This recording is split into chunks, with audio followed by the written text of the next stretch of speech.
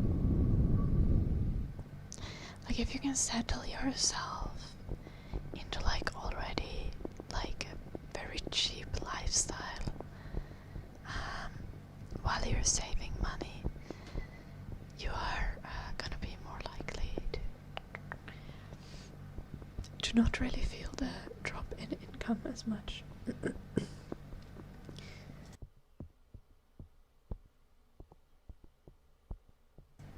Studying and working at the same time is rough though.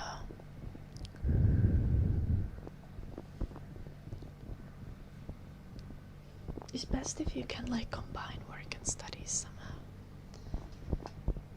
Oh, this reminds me I'm supposed to write down my hours.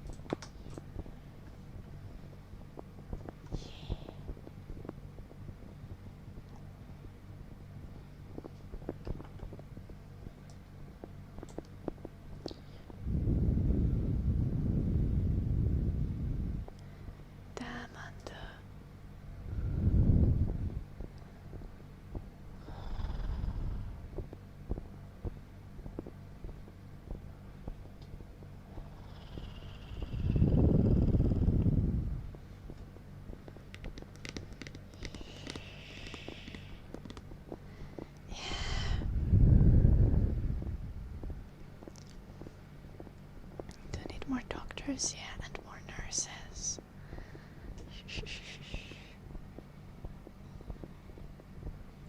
Lightfire, Iridium, dumbing and singing. Did I ask Lightfire which language they would prefer? Lightfire, are you still there? Let me know which language.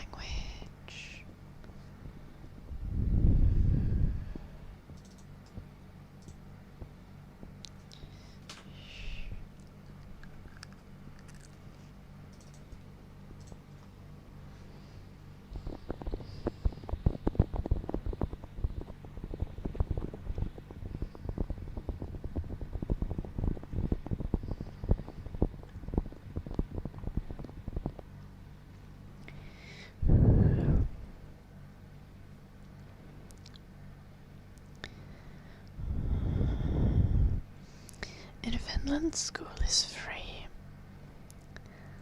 and yeah, I'm so thankful for it.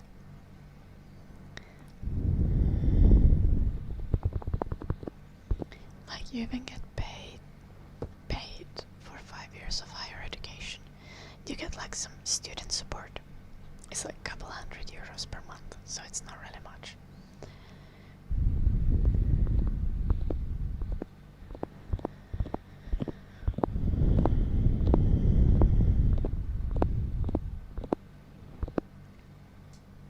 That is crazy, Kepler.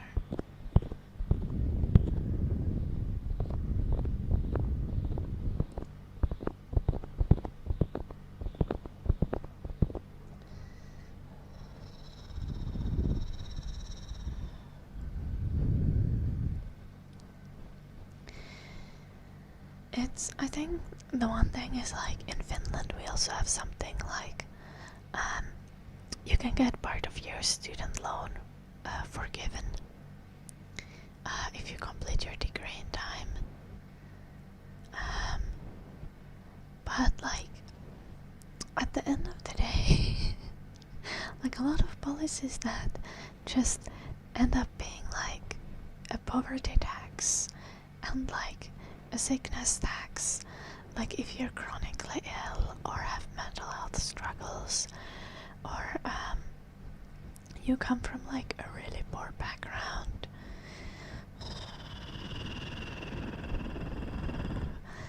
then your studies get delayed by a little bit. Or you will have to take a year off from your studies to have like a regular job, and then suddenly you can't get your like student loan forgiveness anymore. And actually it's just like people from already like well-off backgrounds and people who have like no physical and no mental health issues who are being rewarded for doing their degrees in time.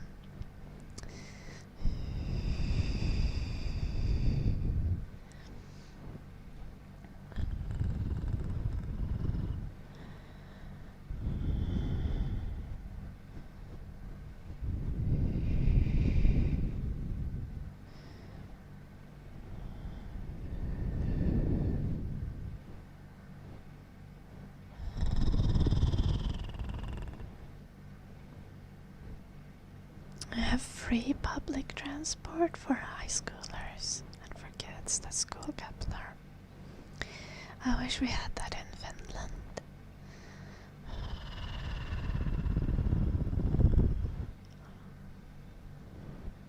Yeah, and college students.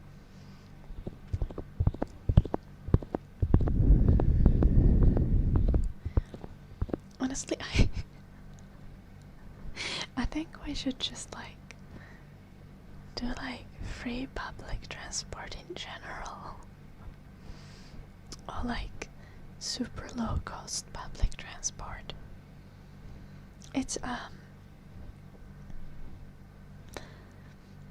like there are so many good reasons to have public transport, like reasons to have public transport that actually end up making like the world cheaper to run for the state.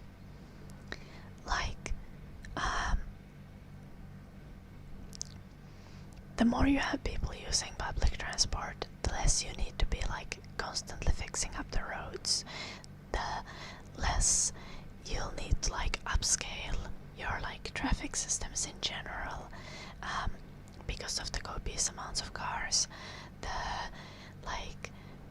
You'll have so much less emissions, and like there are so many benefits to having like a good, robust public transport system.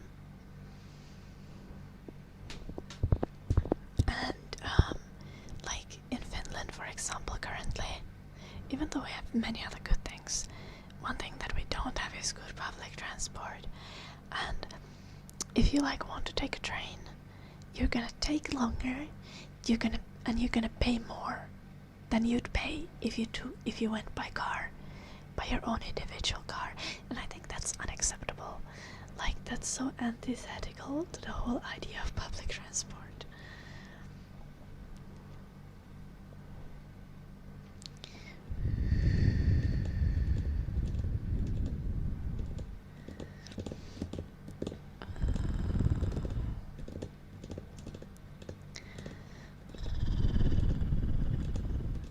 You're asking me, Vesti. I live close by to Tampere in Finland.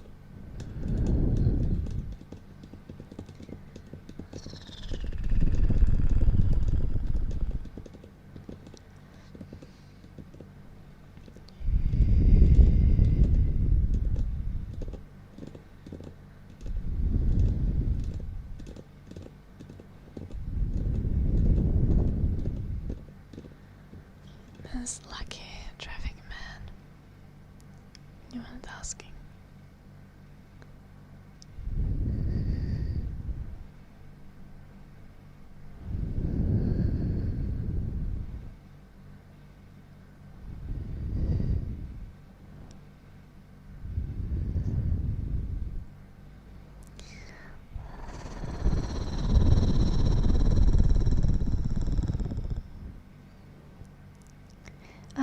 Welcome back, Pravin. I hope you enjoyed the stream. Remember to subscribe this time. I think you did, because I think we have the chat in only subscribers mode.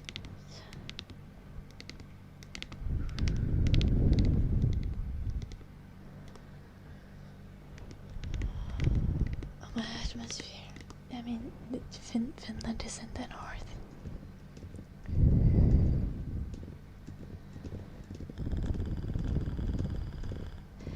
Yeah, I recently watched a video about the trains in US, and it's ridiculous.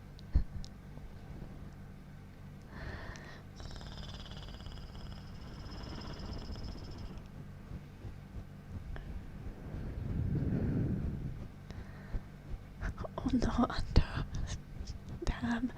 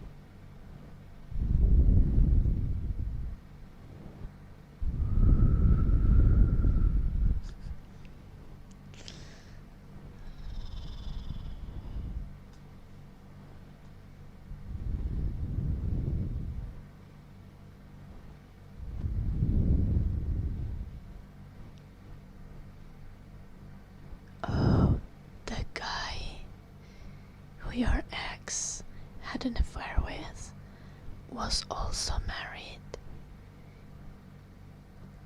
And their partner's mother was dying. Am I getting this correctly?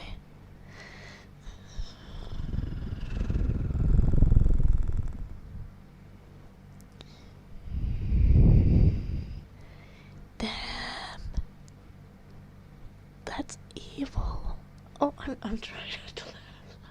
What the fuck?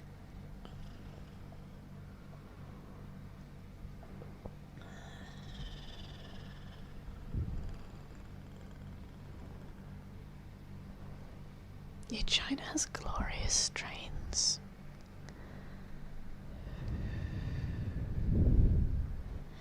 China does a lot correctly when it comes to public transport.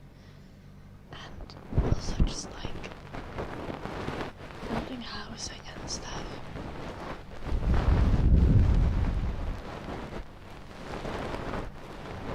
Oh, and well, of course, then it's perfectly reasonable to, seek the comfort of another woman's arms.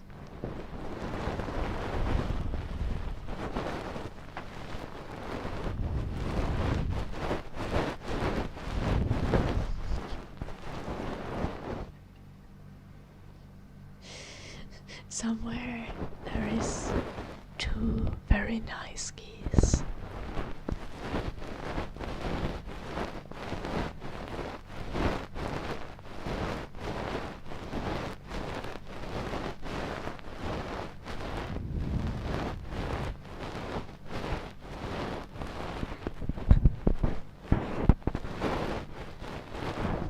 Na ando.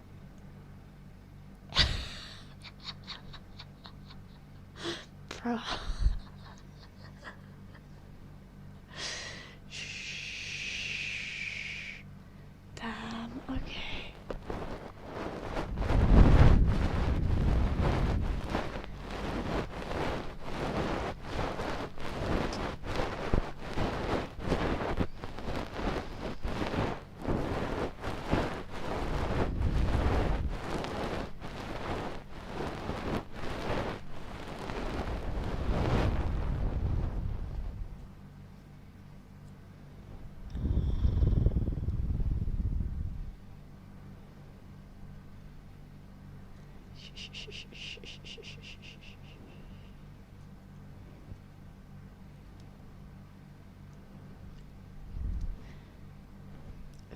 What was a piece of work? Your ex-wife or the ex-wife of your ex-wife's affair partner? His ex-wife? Oh, both. His ex-wife? Oh no. Everyone is a mess. To be fair, like, people tend to be like that. This is why it's so important to not expect people to be perfect victims. Like, someone can be a victim of one thing and still be stupid and fucking annoying and even a perpetrator in another situation. Fuck China and the USA. Communist EU is what we should strive for. Okay, Kepler. Okay. I think an important thing to note here. Hello, Pro Gaming. My day has been good so far. How are you? Important thing to note here is like we want like a democratic society and not an authoritarian one, but we do want to go towards socialism.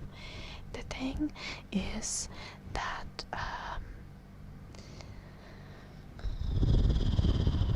people who are well educated and well informed tend to be more empathetic and tend to recognize how dysfunctional like capitalism and like neoliberalism is.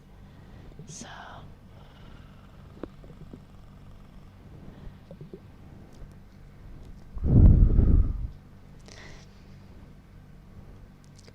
we just need to make everyone read lots of books, and then we'll have a beautiful socialist society. Though we might have to like do a little bit of revolution at some point there in between, but you know,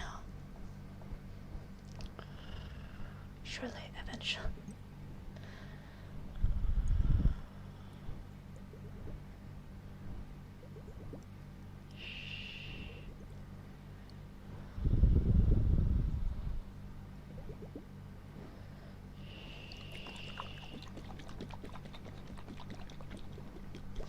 Council democracy with syndicalist representation. What is syndicalist representation? Kepler using very, very big words. Can you explain that?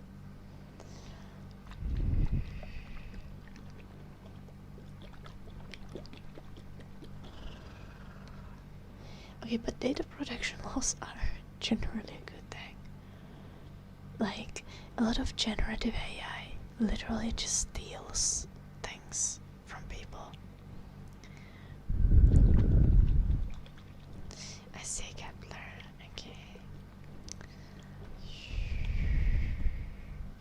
The thing about EU's the direction that EU is going to currently, the thing that concerns me the most is how the countries are not like putting resources into education, but are trying to like restrict the right to privacy of EU citizens and like the freedom of speech of EU citizens. Like, EU is sliding towards authoritarianism. Meanwhile, they are being all like, we had these free countries with very free markets and free speech, but then they are like constantly like intruding people's privacy on like a government level and selling the data to Palantir. Not even selling the data to Palantir, they're just letting Palantir be the one to collect the data. Like, I'm so for real. I am.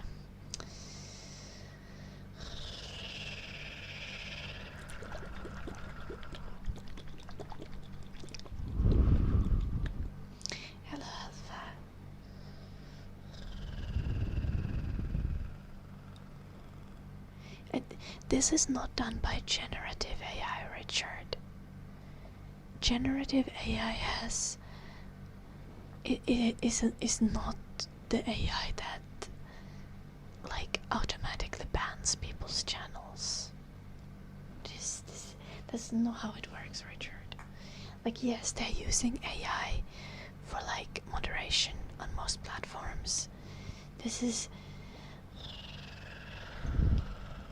These are generally like specialized algorithms and AIs, and not just like ChatGPT being like,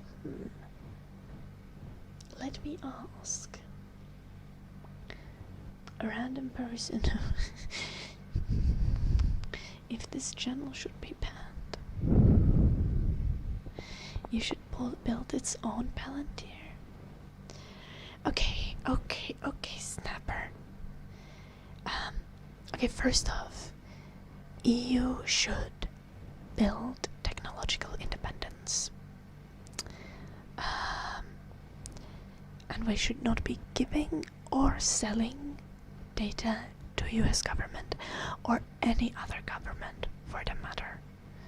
Like,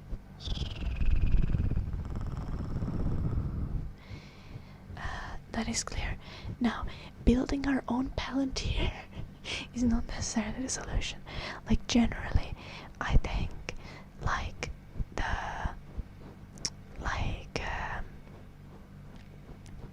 excessive surveillance state and tracking everyone's actions everywhere is bad. You want EU YouTube and other social media.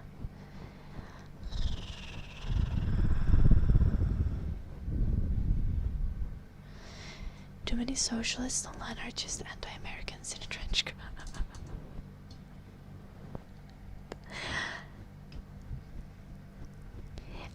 I don't think this is necessarily true.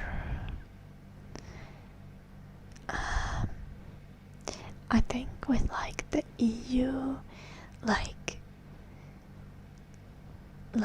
EU democratic socialist, not democratic, like EU social democrats. Okay, democratic socialists and social democrats are slightly different. Okay, right? But the EU, like neoliberal plebeians are the ones who are the most like, let's hate America.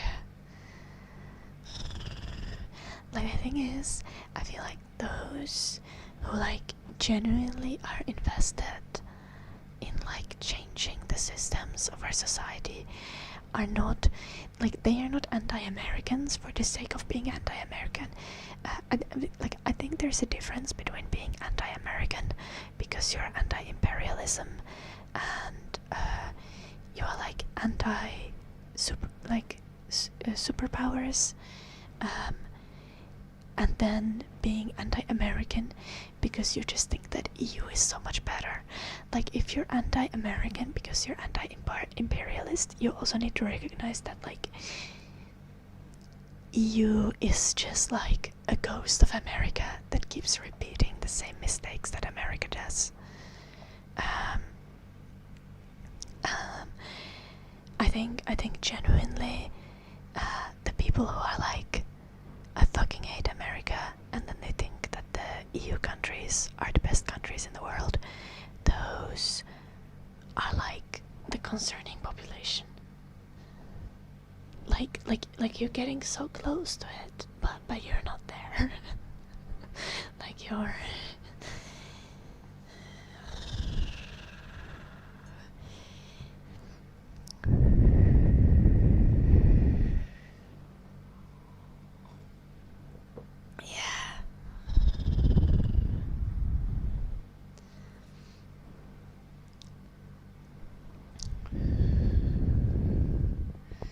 almost 6 p.m. and it's 43. Goddamn, Wolfer. Oh. I could put this in the sun. It's like 33 Celsius. I don't know how much it's in the sun, but it's like 33 Celsius in the shadow. And the dog already tried to do like a suicide by heat stroke today. I let him out in the garden so he would pee, and he just laid in the sunniest spot in the front yard and was just like basking there and wouldn't come inside when I told him to. Oh, that is too warm. I think anything over 30 is too warm. Good evening, Emma. Not much yet, Alpha.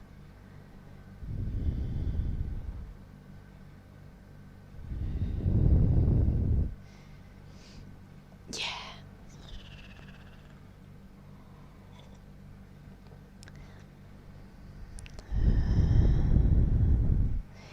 Yeah, or at least you know that they are like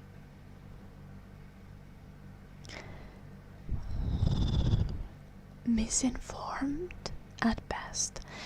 Like there is a substantial difference between like recognizing some of the really good things that China is doing when it comes to things like public transport and housing, and then just generally being, oh, and green energy.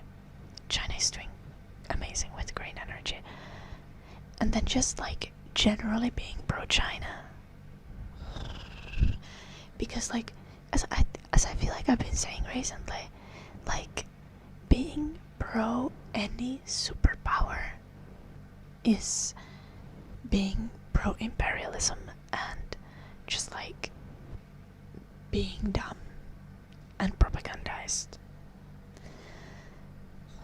Like there is no such thing as a good state, as like a morally good state. That just doesn't exist.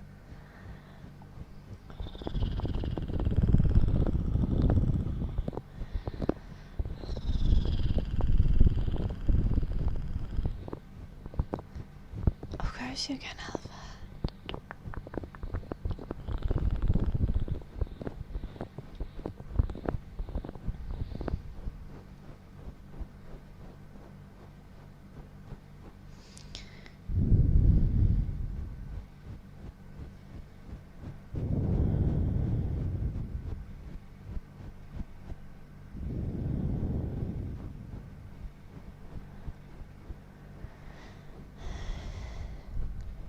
European education is decent,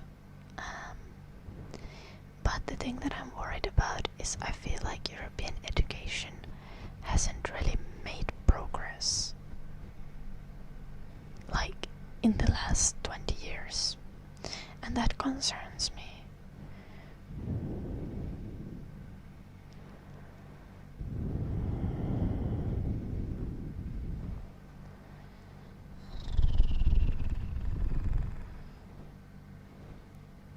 Alpha, enjoy gaming.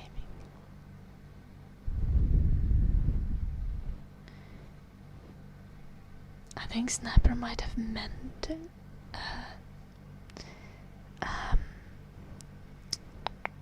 psychopathic and not psychotic. Psychotic generally means that you have delusions of some sort. You have a twisted sense of reality, and psychopathic would mean that you feel no shame or guilt and or regret, right?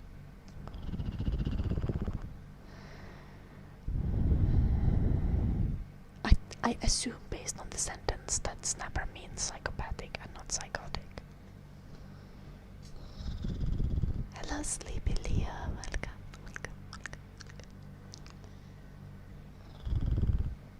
Yeah, sociopathic.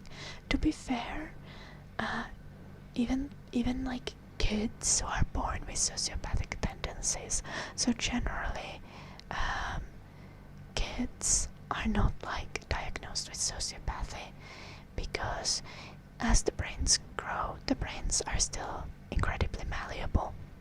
So someone who's born with sociopathic tendencies or someone who develops sociopathic tendencies in their childhood can be helped through therapy to have substantially less of those tendencies.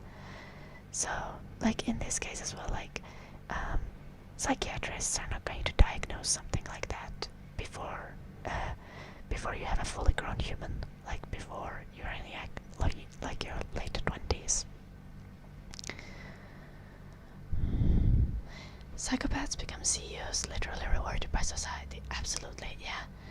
It's like if you're a high-functioning psychopath, you become a CEO. If you're low-functioning psychopath, you become a criminal.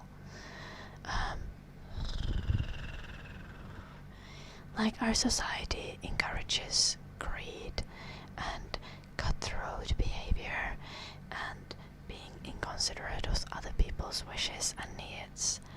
And that is absolutely sociopathic behavior that is encouraged. And if you are willing, if you feel no guilt and shame and you're willing to do those things and you just follow the rules of the society, you can become incredibly successful. CEOs are just criminals who are smart enough to not get caught. Also a valid point, yeah. I mean, not all of them are criminals, because there's also like something being legal doesn't mean that it's moral. And people who are like sociopathic but are good at like following the system and the rules set out by the system are very capable. Like they're capable of following the rules of the system to benefit themselves. Like they know how to stay within those rules.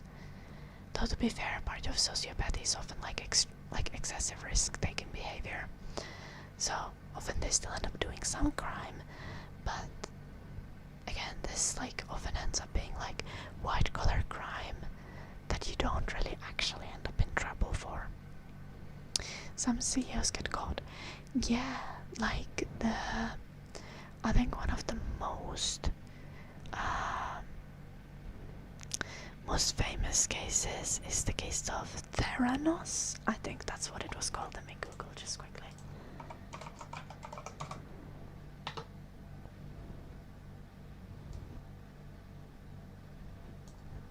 Yeah, Theranos.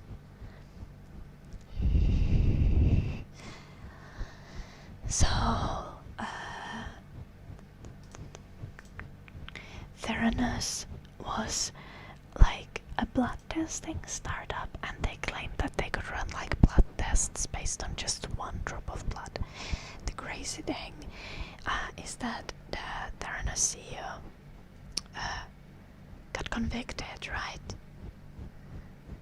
And she ended up like getting heavier sentencing for defrauding investors than she actually got from giving faulty blood test results to thousands of people. To thousands of people who ended up being more sick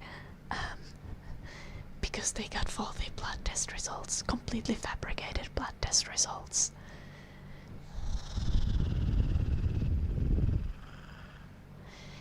Theranos was the company that claimed that they can like do blood tests from like one drop of blood. Hello, Random Hero.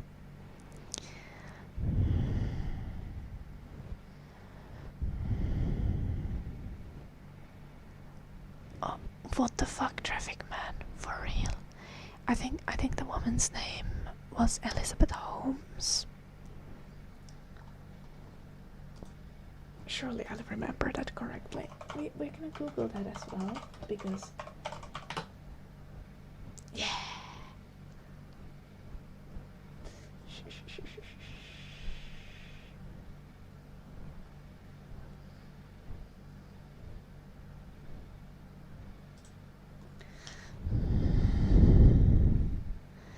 Am I back home?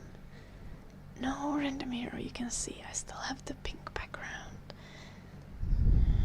You're gonna get cleaning streams once I'm back to Finland. I'll be going back to Finland on the 15th of August.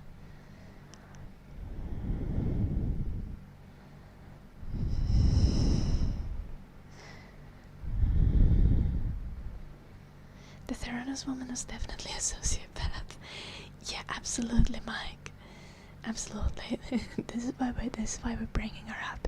We're talking about how like sociopathic behavior can make you really rich and is typical of CEOs. And the complete willingness to lie and defraud customers, and complete willingness to cast aside the health of thousands of people is very sociopathic behavior. Helena. Yeah, so my university starts again on the 27th of August. Like drawing extra mouths, and people get them in random era. I haven't been drawing extra mouths.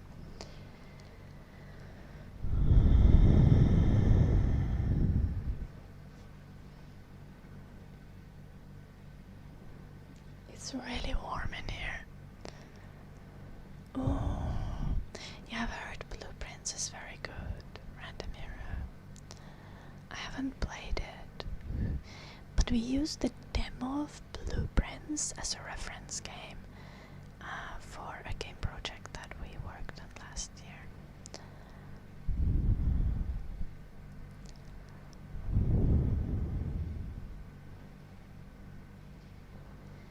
Yeah, Traffic Man.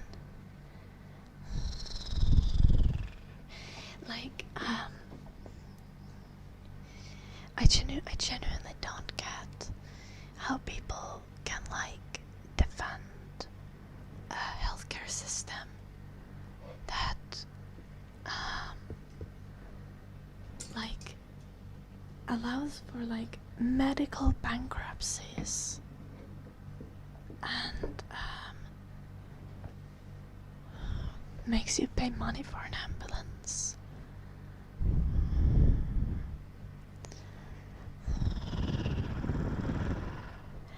Like the fact that health insurance companies are not viewed as like institutions that intentionally murder people by denying them care is like scary. In some way it really shows how people start not viewing something as murder if you have like any kind of rule, or if it's not actively done by a person.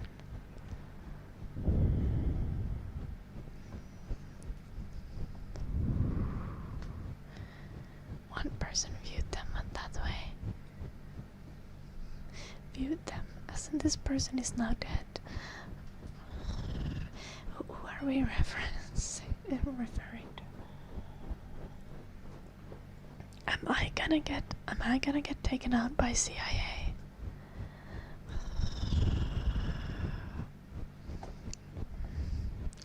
Oh no! Oh, we just talking about Luigi. I think Luigi still views them that way.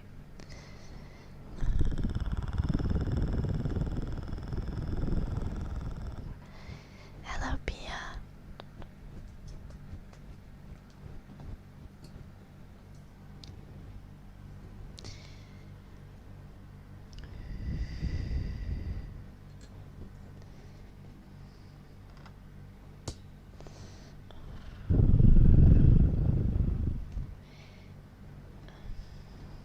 We're not talking about that Luigi, Pia. We're talking about the American Luigi, not the Italian one. Hello, Giants fan. I'm good. Check your facts. Thank you for the 7th stream streak.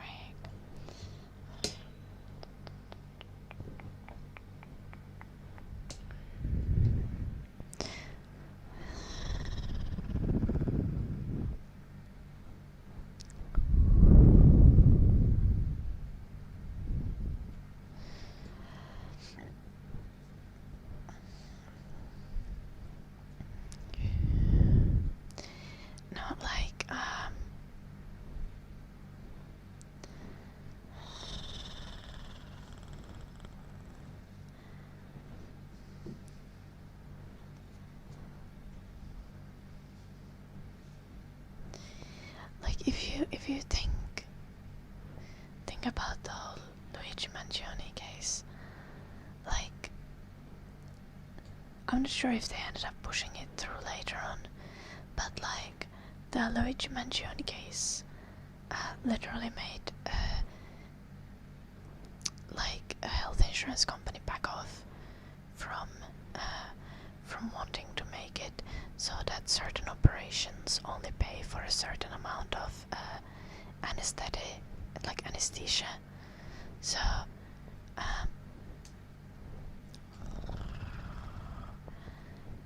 which was ridiculous.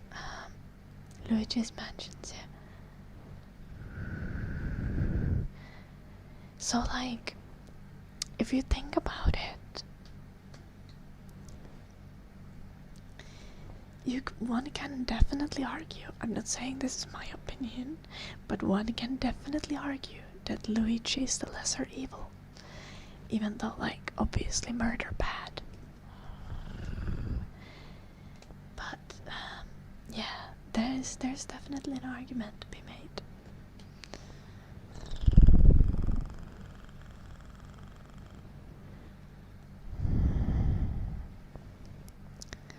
You're from Italy.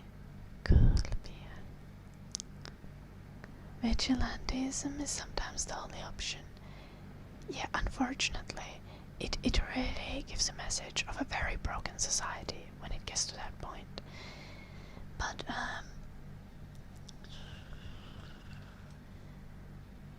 like, if you look at things from like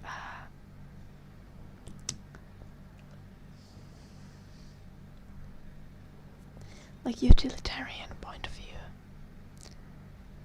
like, sometimes these kind of cases, you can't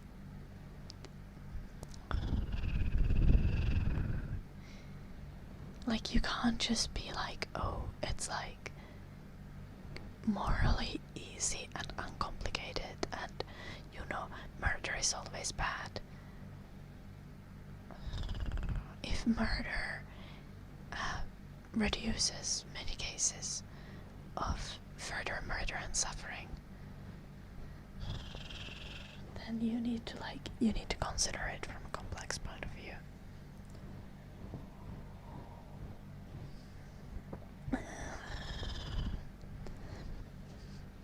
It's like when Batman is like, I'm not gonna murder anyone, because that would just it wouldn't change the amount of murderers, it would just make me a murderer. And then the basic counter argument is like, well, hear me out, what if I murder 100 murderers?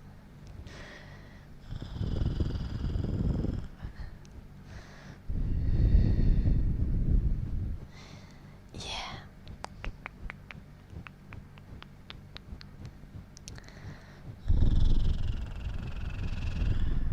I think they have driving. Batman is a bit insane. Yeah, that's true. Have I ever been to Italy? No. I've been close, but not quite there.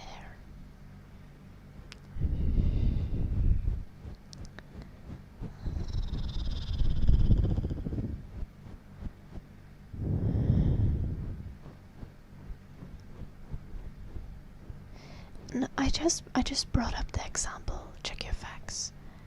At least temporarily, the Luigi instance made health insurance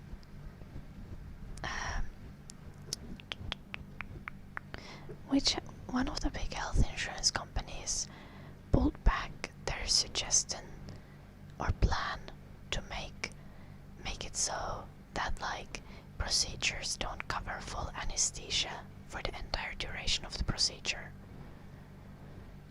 They were planning to make it so that only some anesthesia is covered, and if the doctor takes longer, then, like, sucks to suck.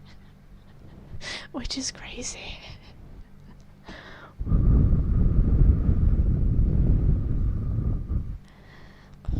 And that change was like they went back on that change after the Luigi case. It was Anthem trying to put hard limits on how long medical procedures can take. Yeah. I'm pretty sure they went back on the change after the Luigi case.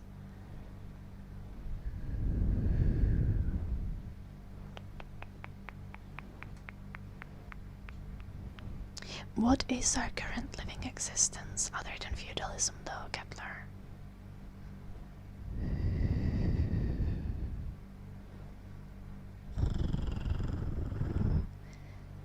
If you're renting a house and working for a corporation, what's the difference compared to feudalism?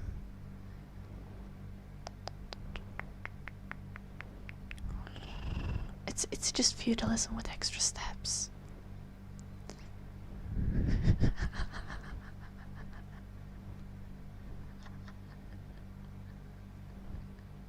Okay, Jim.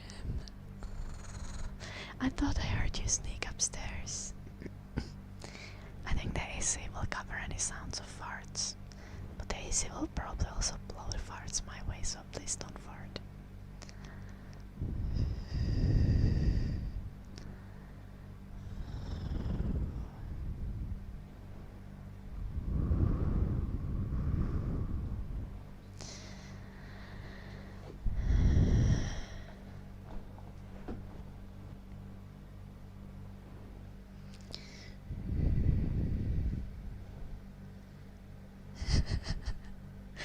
Luckily, Mike, though, you don't want to commit murder, do you? I think the thing with murders is that, like, the people who end up doing murder, it is, like, there are many reasons why you would commit murder. And the ones that get caught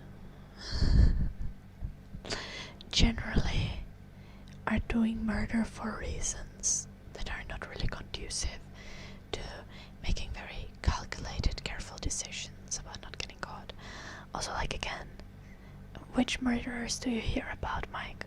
The ones that get caught. You don't know how many murderers are doing murder and getting away with it. Because, like, they don't get caught.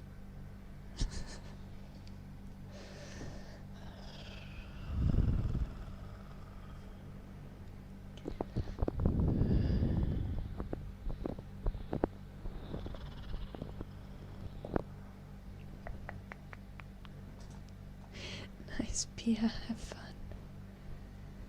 Shh. With ear brushing for check your facts. I have a feeling that I'm forgetting something, but I don't know what it is.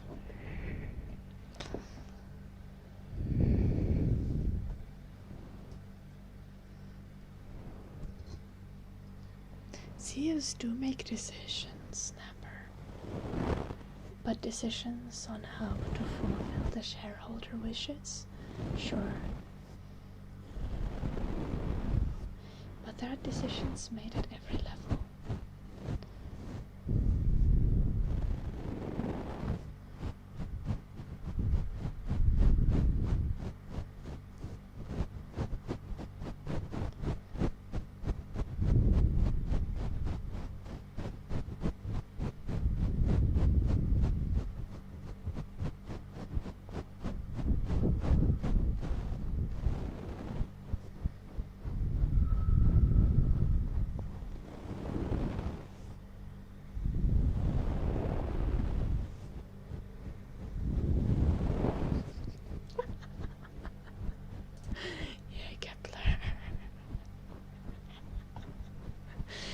What Pia is getting again, and Pia is very graciously letting us know.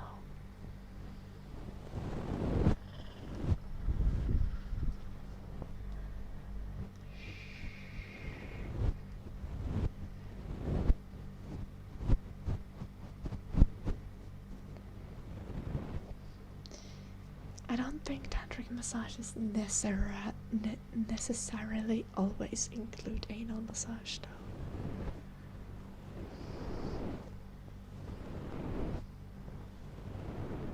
But they definitely can include that.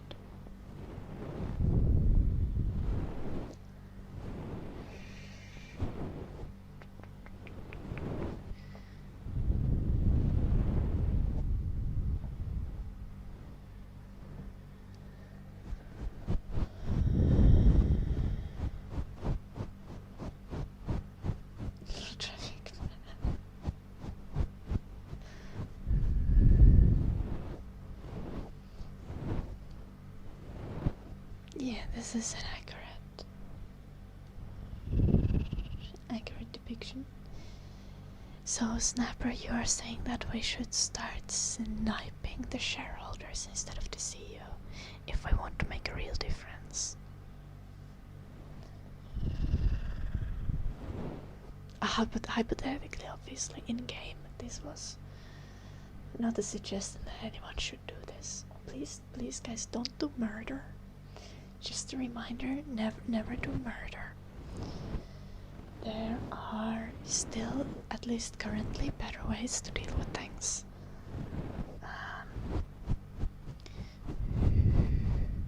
Protesting and local organizing is extremely effective still. Though it does put you at some level of danger in many countries, in most countries, in all countries. I don't think there's any country currently that doesn't inflict some sort of violence on protesters, but still.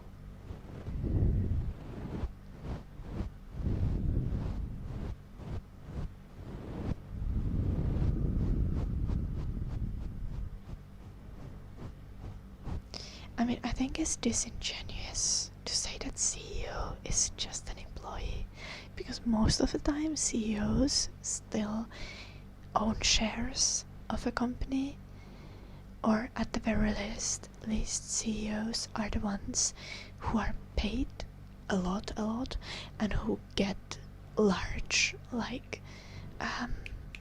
what is it called, like profit reward thing, like when the company does well, they get like big bonuses. Do you call them bonuses?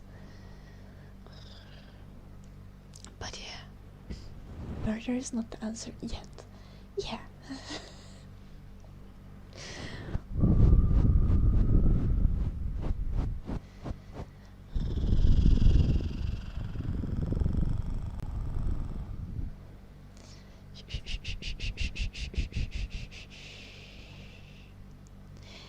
Please stop speculating on that, Pia.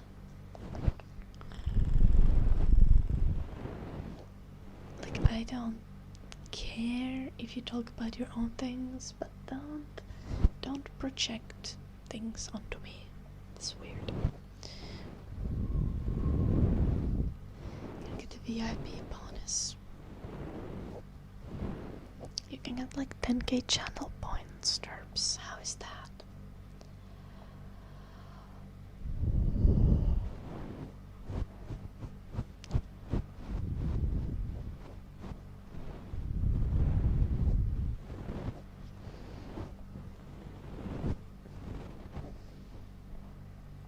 It is so cute.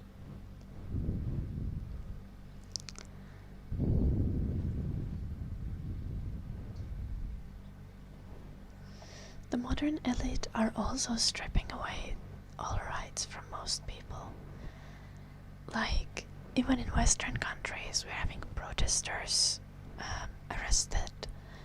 And do you really have freedom if if rents are ridiculously high and you're forced to labor 1/3 of your lifetime for a corporation? And the other option is to die or live in extreme poverty, like live on the street. Especially considering that in many countries, in many Western countries, again we're talking about about this from a Western perspective, because most of us here are American or European. Not everyone, obviously, but if you live in a country where homelessness is criminalized, for example, like refusing to slave away for a corporation is going to result in you going to prison.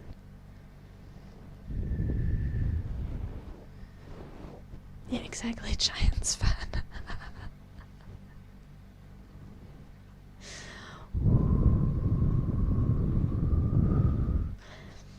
And the thing is, like, well, you just individually take care of yourself. Like, that's not how human societies historically ever have functioned. Like, the whole reason why humans dominate the planet is because we work together, because we collaborate and cooperate.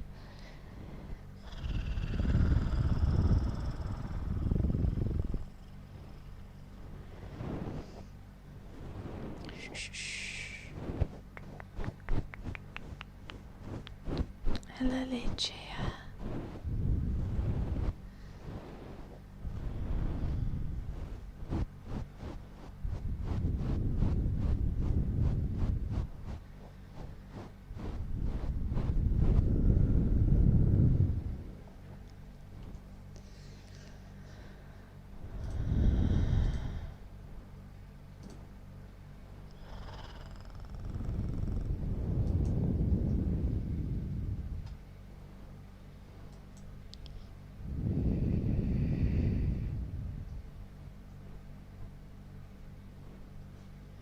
Okay, but what is intimidating about someone sleeping?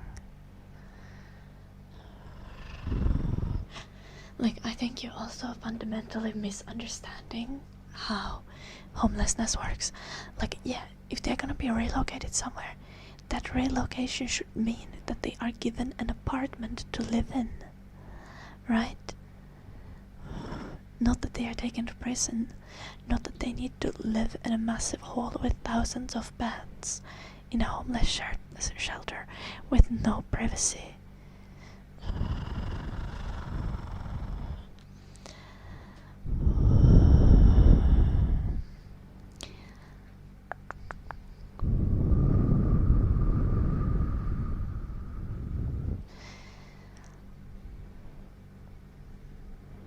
Okay, Snapper. So, again, misunderstanding homelessness. Most homeless people, obviously some homeless people are homeless because of drug use, but most homeless people, majority of homeless people, are not homeless because of drug use. They became homeless and they started to abusing drugs to cope with homelessness. Because if you're cold and scared, you can't sleep. Do you know what knocks you out? Drugs. And you need to sleep to be able to live. So a lot of homeless people end up using alcohol and often harder drugs so that they are able to sleep at night. And yeah, this is gonna cause them to sometimes behave incoherent and scary in the public.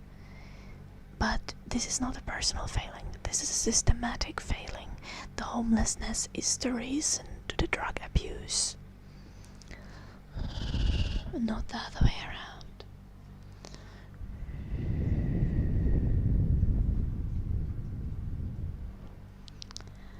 Hello, Revs.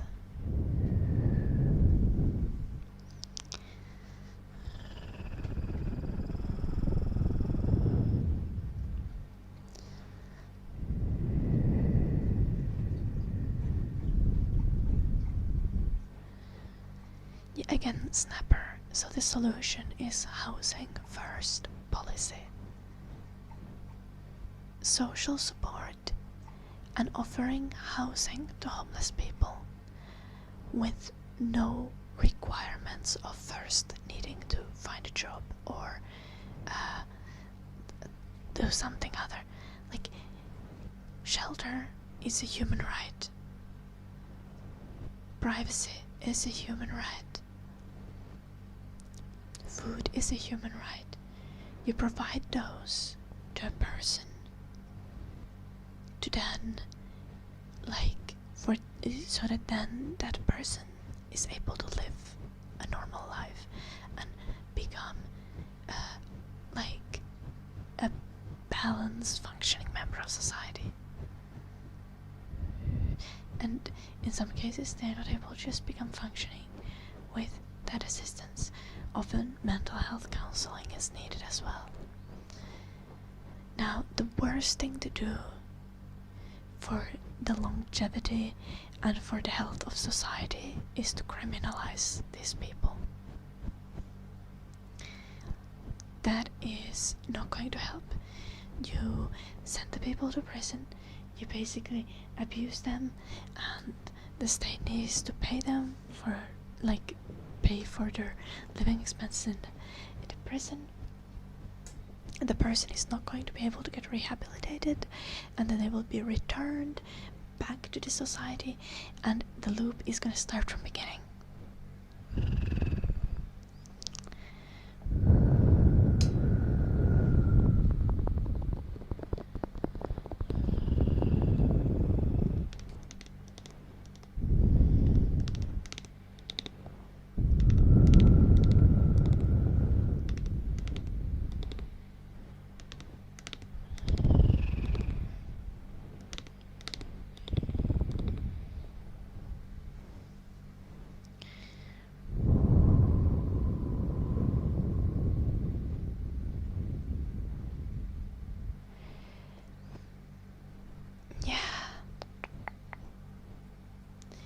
You can't require someone to have an address and to have a house so that they can receive support from the state, because usually the people who don't have those things are the ones who need the support the most.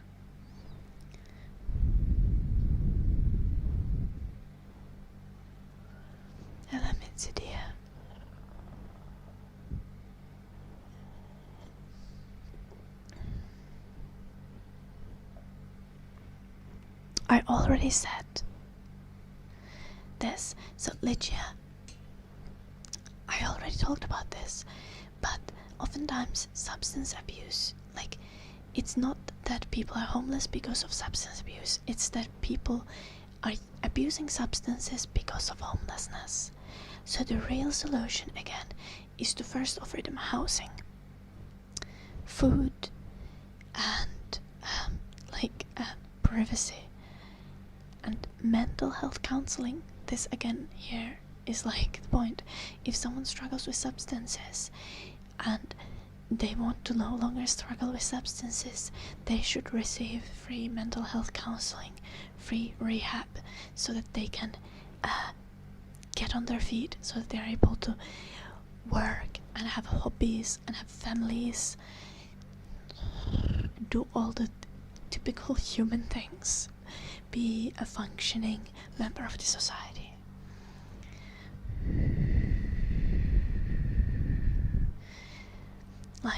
The first solution to homelessness needs to be offering shelter and housing, mental health counseling, food, privacy.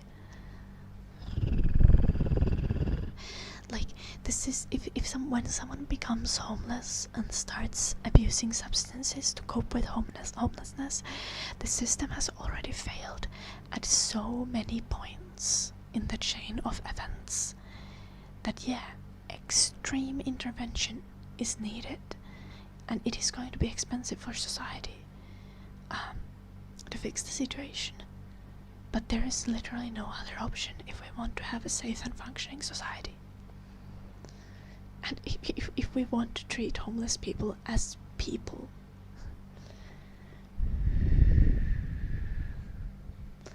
those of substance abuse that aren't homeless, what about them? Don't you know that it's completely morally acceptable to abuse substances if you're high functioning and rich?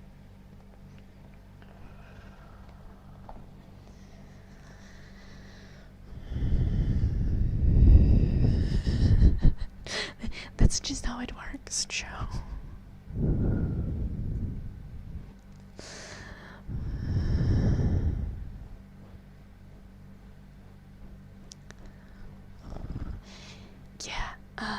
prison labor, when forced or required or done for profit, is absolutely bad. I agree with that, Dursin. You shouldn't be able to have like private for-profit prisons. That is literally slavery. However, I am very much pro any initiatives that are going to help people rehabilitate. So, for example, prisoners being allowed to have a day job and to be able to leave the prison during the day to go to work and then return in the evening, so that once that they have served their sentence, they are able to return to the society. This is like especially the case with people who commit crimes of poverty or non-violent crimes, or with people who like it is like psychologically quite clear that they are not going to reoffend. You should definitely do everything to let them start like rejoining the society even while they are still in prison.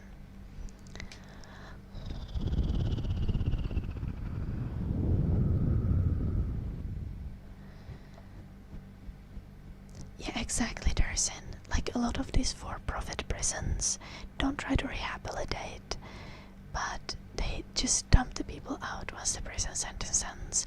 And because these people are often suffering with mental illness, suffering with poverty, having no connections outside of prison, they end up reoffending, and they end up back in prison. And this is literally slavery.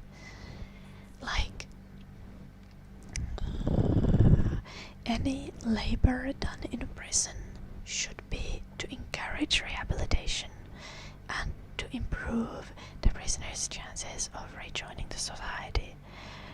And if you have like prisoners who are, for example, serving a life sentence and like they are at a serious risk of reoffending, like obviously you can't just be like just go and have a regular day job.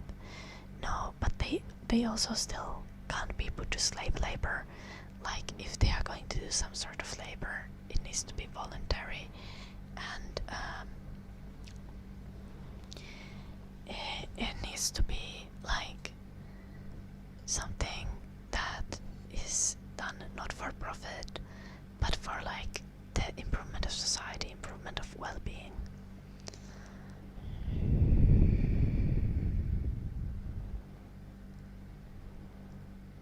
Work is only the best form of rehabilitation if the work is actually done in order to help rehabilitation. It is only gonna be the best form of rehabilitation if the people get paid fairly, if it means that they also, for example, get access to outside world where they can like start slowly rejoining the society as a normal functioning member.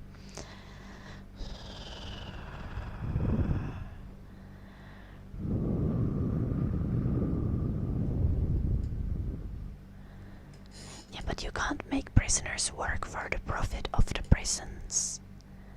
We are not against prisoners working to improve rehabilitation. We are against for-profit prisons. Also, who the fuck said that we'd support any other countries doing this? Again, like, Sniper, our stance here is very solidly that all states are evil. There is no such thing as a good, like morally good state. And if you think that your state, your country is good, you're probably very propagandized. If you think any superpower is good, you need to rethink your worldview.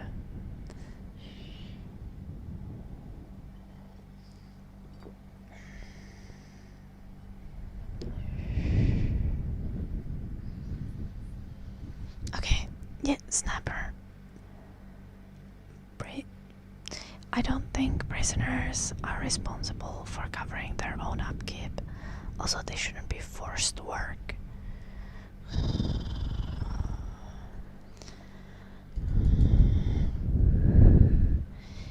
What prisoners are supposed to pay if they work is taxes, and taxes pay for prisons.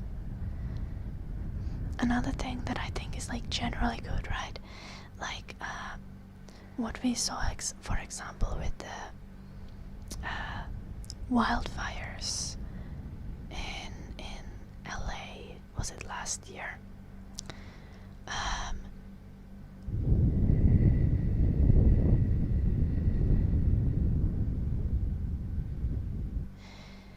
There was like prisoners who were working as firefighters, for example, and like this is like this is good stuff, right?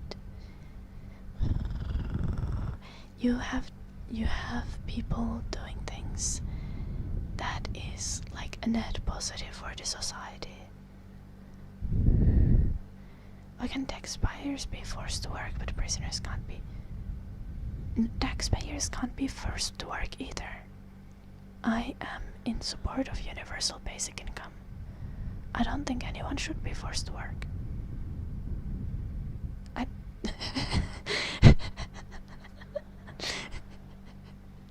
Bruh. No.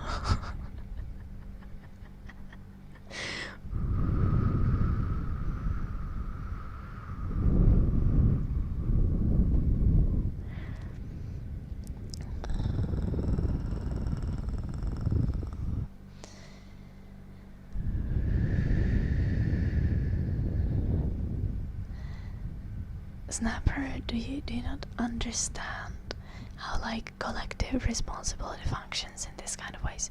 No one as an individual is forced to work. Most people want to work. Most people want to join in supporting, building a functioning society that guarantees human rights for everyone. And yeah, for sure, we have currently lots of people who are very greedy, lots of people with very cynical view of other people, but that is also how we've been socializing. Literally everyone. We've been telling for decades, we've been telling people that no, humans are inherently greedy.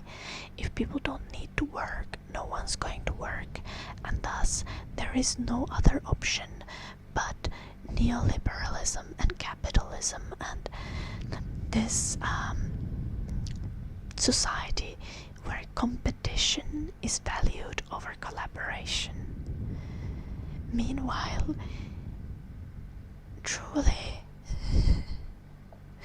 the best innovations we have, they come from curiosity and from collaboration, from curious people working together just because they crave to know new things.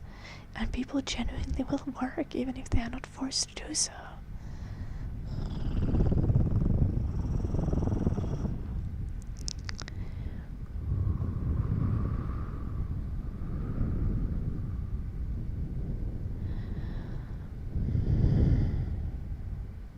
Ooh, thank you for the 10 streams, Sentry. And yeah.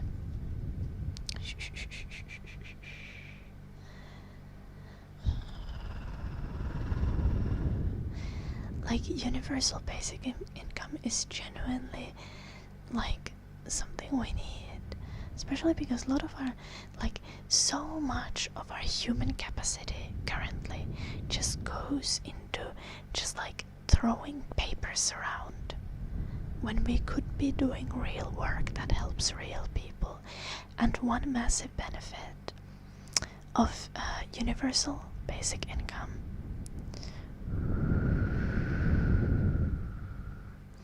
and yeah, RF, I absolutely agree with that, as I've said. Like, one massive benefit of the universal basic income is that everyone gets it. There is no paperwork, there is no hassle, there is no extra bureaucracy. Everyone gets it. and people just end up paying it back in taxes.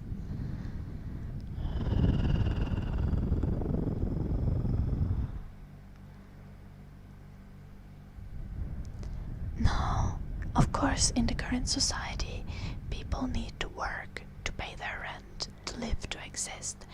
But the thing is, even in situations where like universal basic income has been tried, it doesn't mean that people won't work. And even in cases like, okay, an example is Ireland currently. Or Ireland previously did a basic income test for artists, and every euro contributed towards like artist basic income made 1.3 euros for the society, for the government, for the state as a whole. So it is actually in many cases profitable to give people universal basic income, and people will end up working more effectively, working in things that they are actually good at, working in things that bring value to others and to society, working in things that are actually aligned with their skills and their abilities, and not simply trying to do the thing that pays the bills.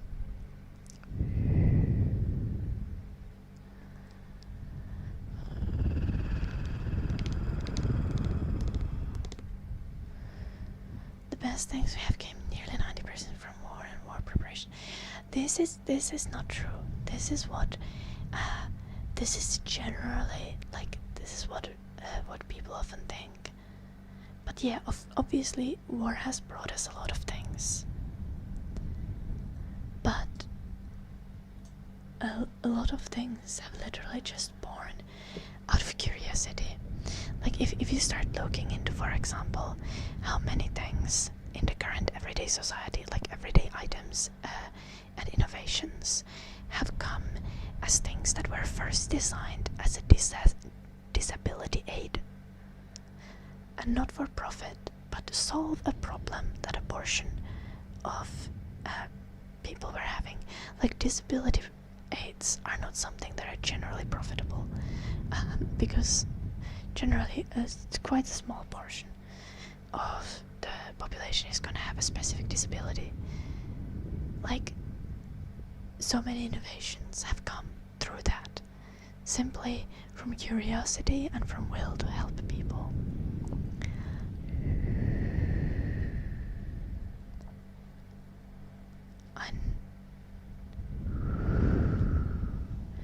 I never saw you. Yeah, check your facts, that's what I was forgetting. Literally, thank you so much for the 3 months. CHE. I think it was check. YOURFAX.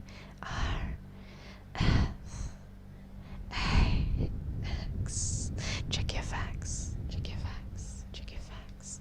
Thank you. I literally think that's what it was, because I was like looking to my screen where I would see your sub, and I was like, I'm forgetting something, but I had no idea what it was.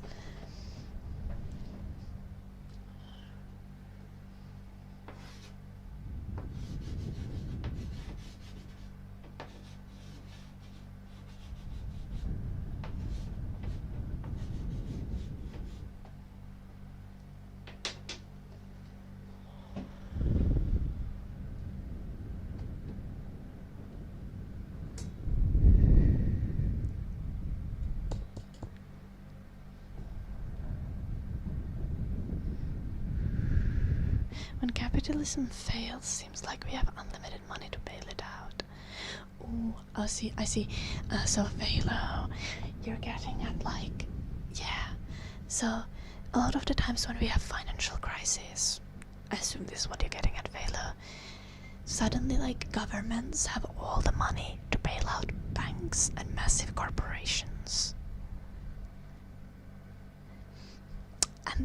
that money doesn't usually it doesn't really trickle down to the common people. And that money is found so easily whenever capitalism starts failing. But there is never money for universal healthcare, or in the case of Europe, for more profound, better healthcare.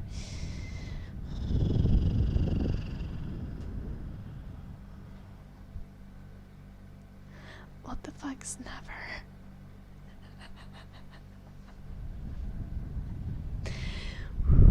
Okay, first off, again, like, I completely disagree with making people work in prison. I don't think that's appropriate. I don't think anyone should be forced to work. That's just like, that's taking away our that's literally feudalism.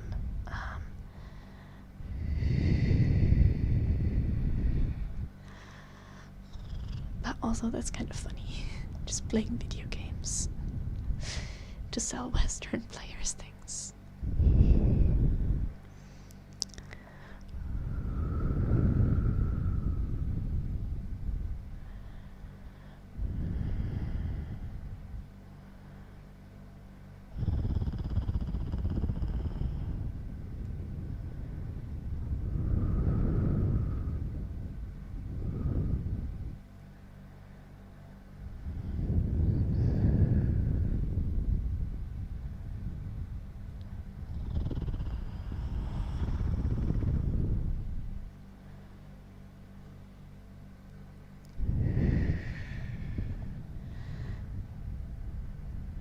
Yeah, of course, most people want to work. Now, again, we should have a structural, world that encourages and makes it easy to work and makes it comfortable to work. We should invest in having people work for things that genuinely make their lives better, and not just like grinding away for the war machine or things like that. A big important thing when building a society that works on like the basis that no one is forced to work is also that there is solidarity within the society. The people know who they are working for, what they are working for, and the communities can see the results of their labor. That is extremely important to keep people motivated. So like, yeah, you're not gonna keep people motivated if they need to work on like very kinda out of touch task that has nothing to do with their actual well-being. But people are gonna be motivated when they feel like there's meaning and importance to their work. Hello, Larlar.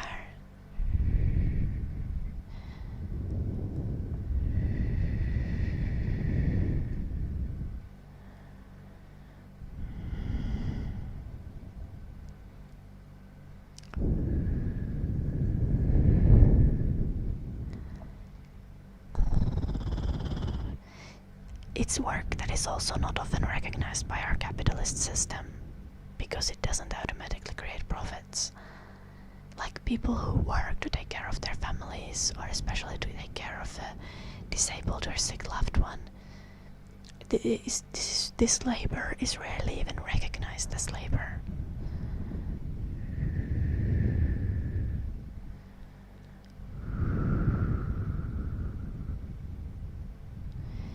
Yeah, I agree, Snapper. Again, here I think there's a difference between like what is like if someone is receiving fair compensation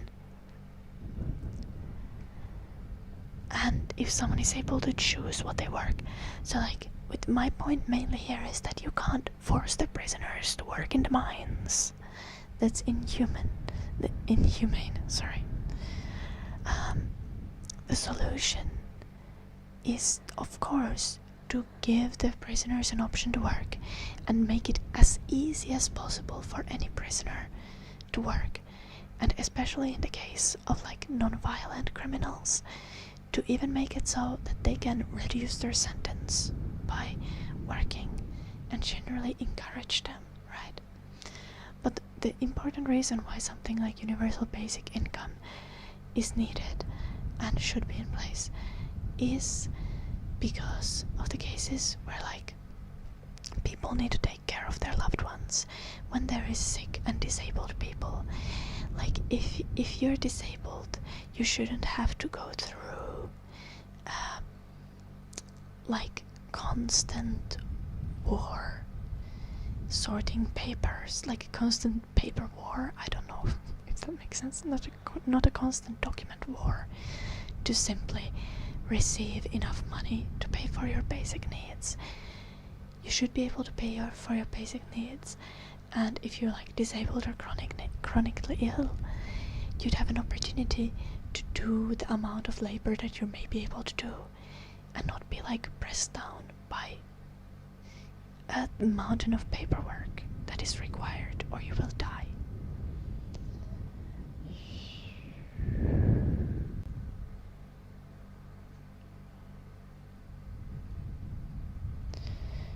The unemployment rate is already more than 5% in most countries. Snapper. So, like, yeah. Yeah, of course I'd keep paying them money. Everyone deserves to exist and live. That's the whole point of this.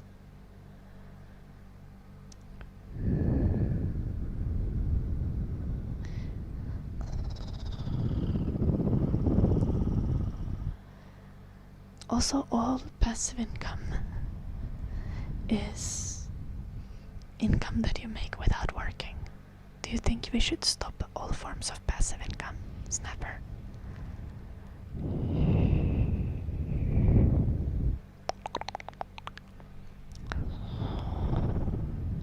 Depends on why they're in prison. Yeah, Lady Nonek, I just said like most things, like one should especially like focus on rehabilitation and like giving freedom to like non-violent offenders, right? If someone is likely to reoffend, or if someone is like convicted of a serious violent crime, like obviously you don't just be like go be free, work at any company you want to.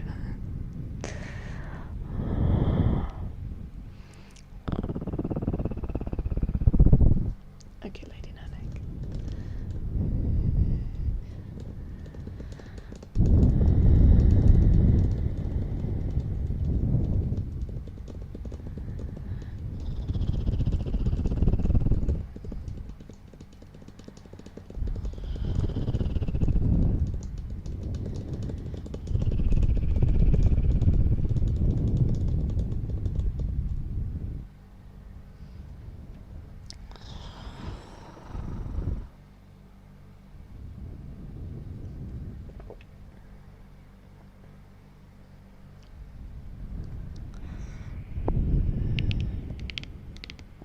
Actually, universal basic income would come with no strings attached.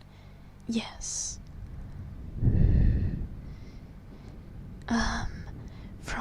From what I've seen,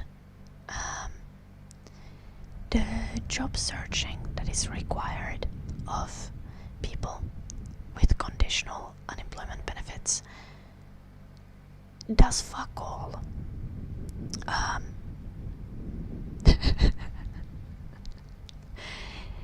People are required to send like some amount of job applications, and those usually don't result to them being hired. It is usually completely unnecessary and unproductive, and just wastes the time of the social worker, of the unemployed person, and of the people in HR who are going through applications. like it literally wastes everyone's time. Ilta Aaron. Tykkäisitkö suomenkielisestä vai englanninkielisestä biisistä?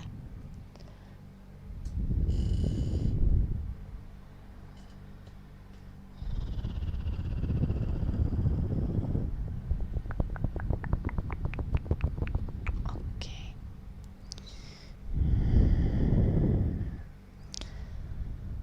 Humming and then dark magic. Okay.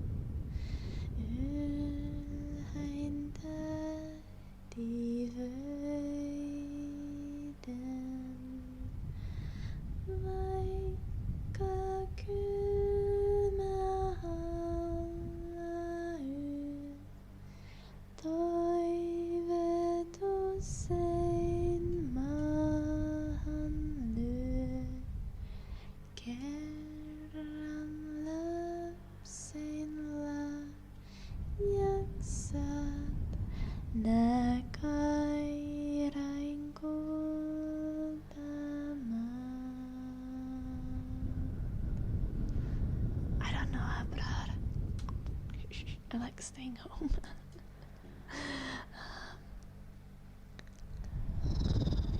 Okay, Rebe, but are you like a millionaire or a billionaire? If you're not, then you probably wouldn't pay anymore. Because you're probably not getting paid a fair amount for the value that you provide. Solgjesilmet pienoinen, oinonen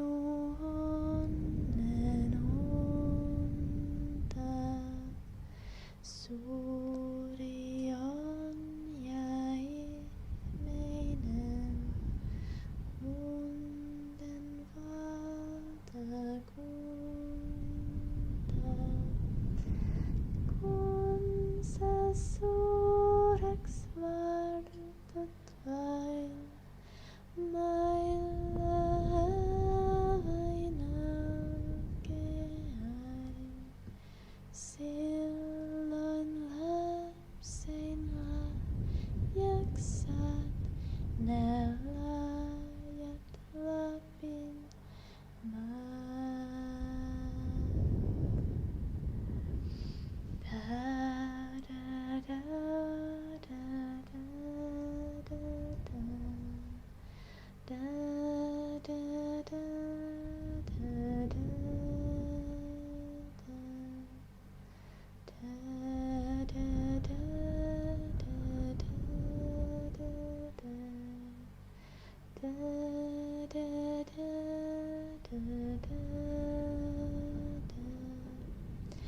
Räiskepohjan loimujen tuiskuvimatuulien kehtolaulua lainan ne Lapin lapselle.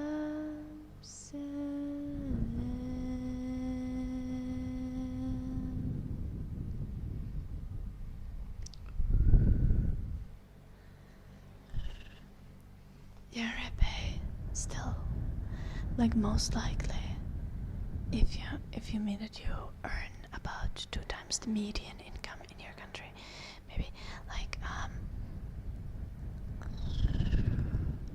then most likely, once you'd receive universal basic income and you'd be taxed, you'd end up with the same amount of money.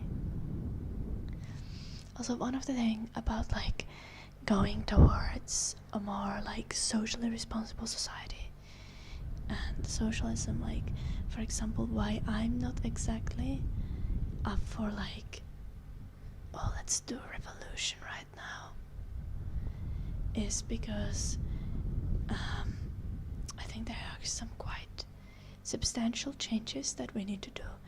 We need to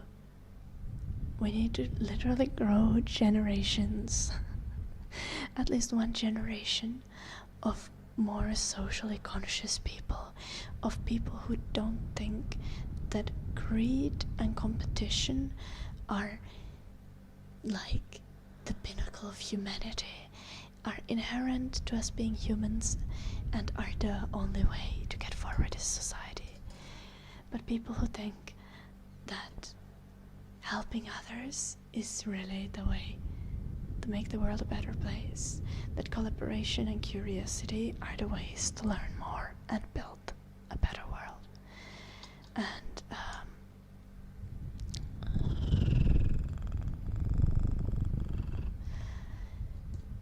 And also we just genuinely need to move towards this attitude.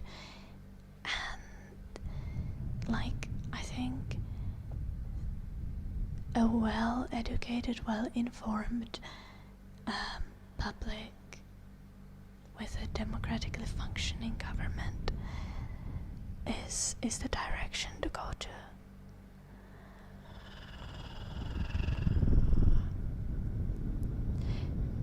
And I'm gonna be a little sad if we need to do a revolution to get there, because that's probably gonna be a lot of dead people and at least some duration of authoritarian leadership, which I don't like either of these things. So I'd prefer if we could change the world for the better.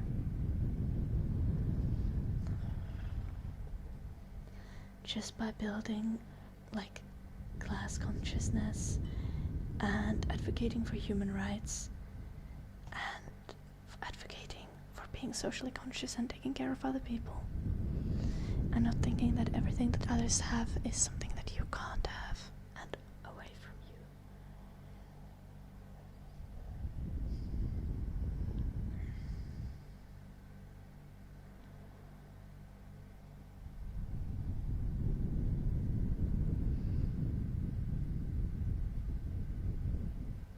Okay, Snapper. Elon worked hard literally 0 days of his life. He got like the start of his wealth from like South African apartheid emerald mines that his family had, and then from just being lucky with PayPal. And also, like, I genuinely do not think that PayPal's success was his success, because as well he tried to change the name of PayPal to X, and other people involved in the business were like, nope, everyone is gonna think that it's a porn site, we're gonna call it PayPal. Elon exploited people at every step, absolutely.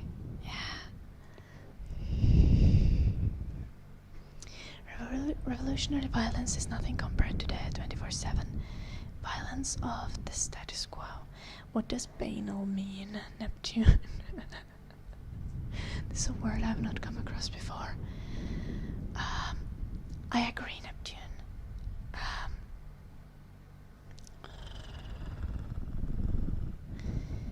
However, I think a lot of the revolutionary violence would still end up being violence upon the working class, and it would be years and years. Like, we do not have enough class solidarity to conduct a revolution for normalized and overlooked. Oh, okay, I see. Thank you.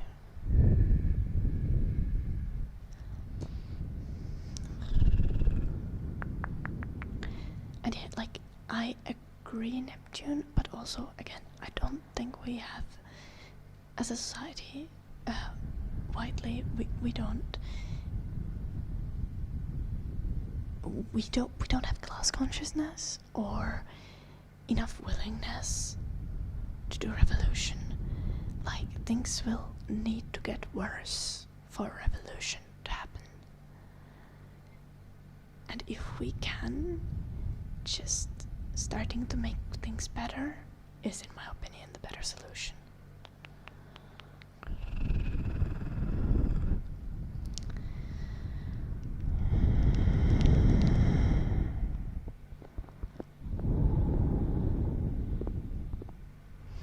Oh, we were supposed to do dark magic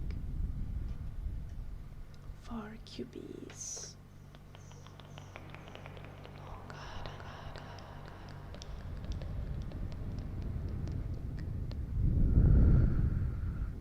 Okay, Snapper, SpaceX and Tesla were built on taxpayer money. And they were built by workers. Like, Elon Musk is not out there building the rockets. Elon Musk is only being able to facilitate the success of SpaceX and Tesla because we live in a fundamentally broken society where getting investment requires you to be a psychopathic liar who's willing to, like, constantly and blatantly, like, over-exaggerate the kind of achievements and results that they could potentially have through certain types of building and science. Like, Elon Musk would be useless if we lived in a healthy society.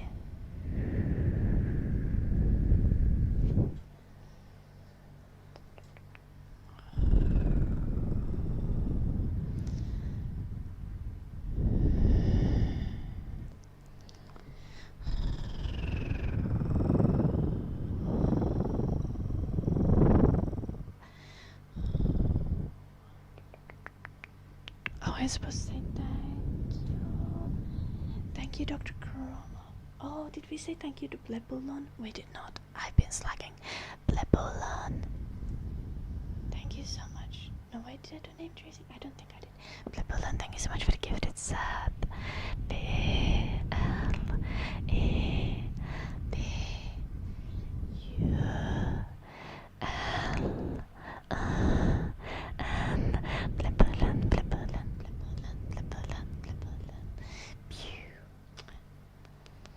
And Dr. Gromov, thank you so much for the 20 months. D-R-G-R-M-V.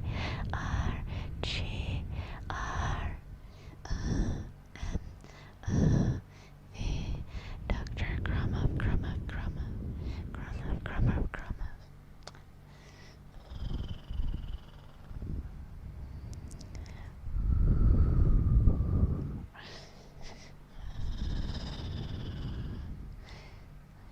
SpaceX wouldn't last a week without government handouts. Yeah, this is also true. Like, the fact that NASA does not have proper funding and SpaceX has funding and is now having government funding as well is like, because Elon Musk is good at one thing, and that thing is lying to investors and sweet talking them to giving him money, which, like, that skill is only useful because we live in a broken society. And now SpaceX is able to get such amounts of government handouts, subsidies, because they are able to do things like lobbying, and Elon Musk is friends with all the politicians because he's doing the thing that he does, which is lying and sweet talking to get investments, which again is just a sign of a badly run, unhealthy society.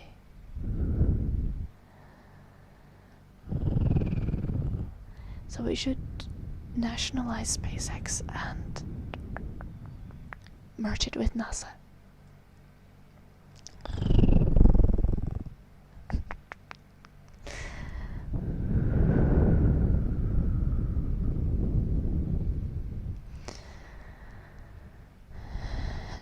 Elon Musk is a fucking moron. This is so true.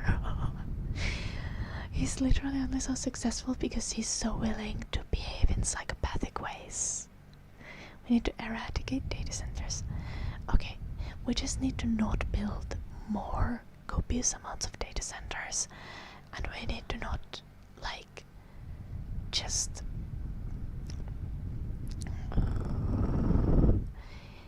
be like destroying environment for data centers, but also like we do need some amount of data centers. So we shouldn't destroy them all, but we should definitely oppose building them in like neighborhoods and in places where they destroy nature, and just excessively building them in ways that they put massive strain on the electric grid, which is what's happening in many places.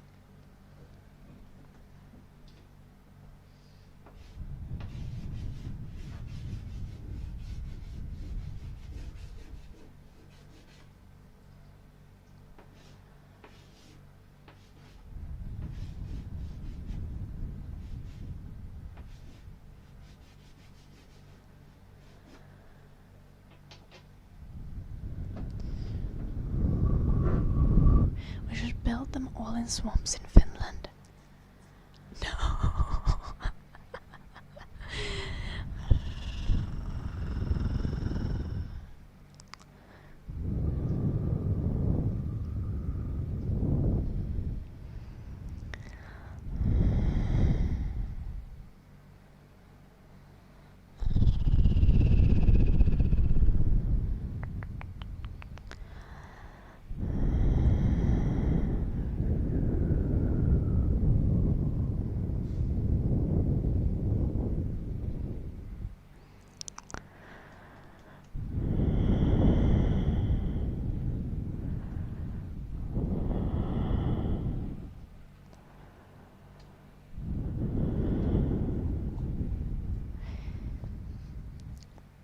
Getting minerals from space is reasonable, Snapper, but the idea of like terraforming Mars when we can't keep Earth habitable is ridiculous.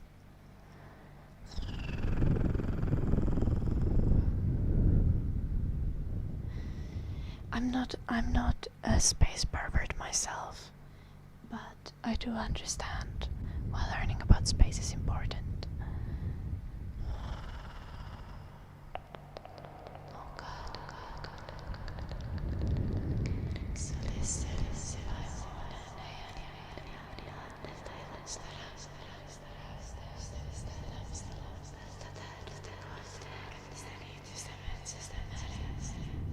But also, again, like, we shouldn't be mining space for like private corporate profit.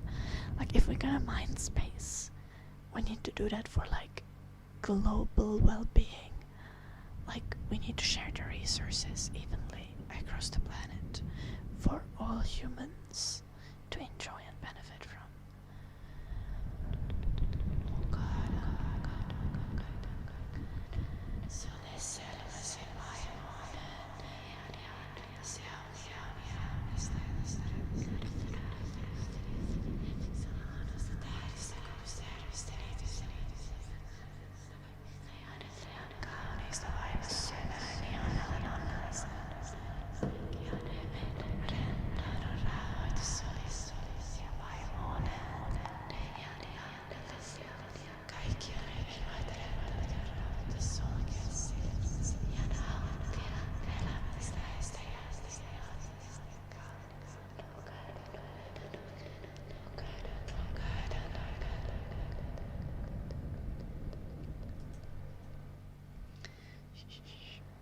Okay, malicious, but hear me out. Trump is just a genius. He's making the gas price so high so that people will use less oil, and to boost the development of green energy, such as like solar and hydropower.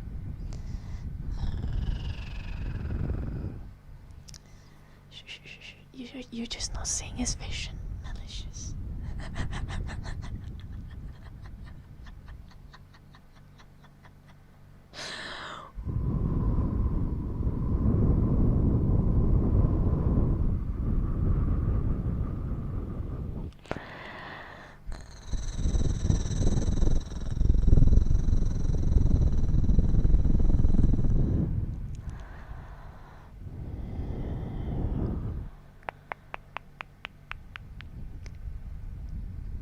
I was obviously joking, malicious.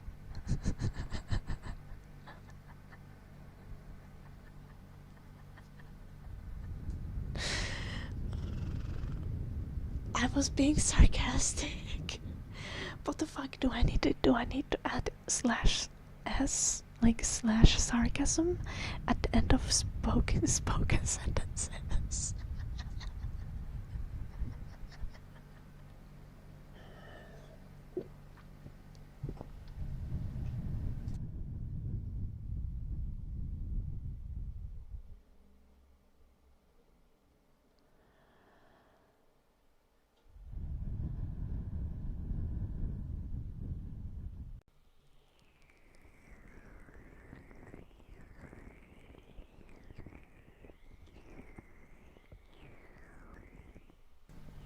I think I almost perished. I'm also so sweaty. Is my dog still alive? Yes. Okay, that's good.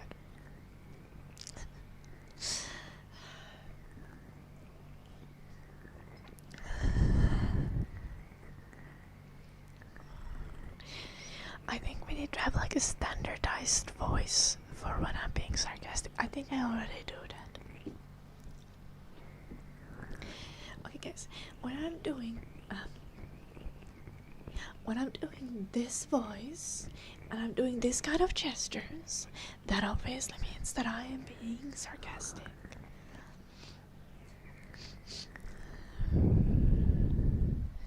I know, Blue Ranger.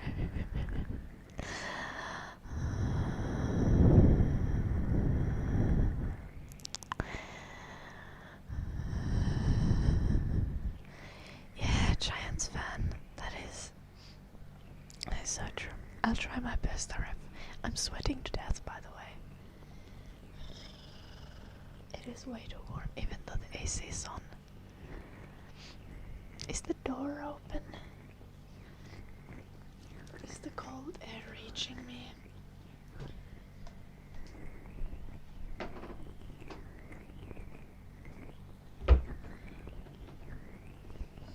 The cold air is reaching me, but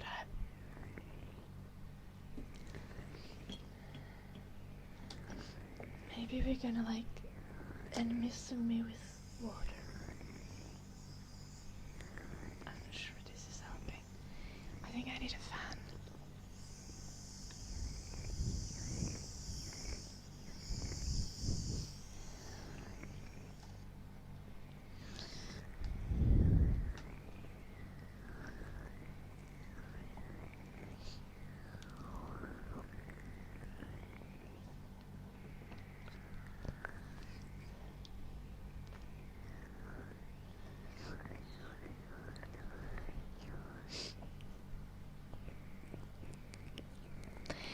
Hello, Eden. I hope you're able to sleep. What does an anime convention have to do with having sex? What does PCT mean? I am so confused. Spray water under the boobas. I'm wearing a bra, so I don't think I can do under the boobas, but I could just spray it in my shirt.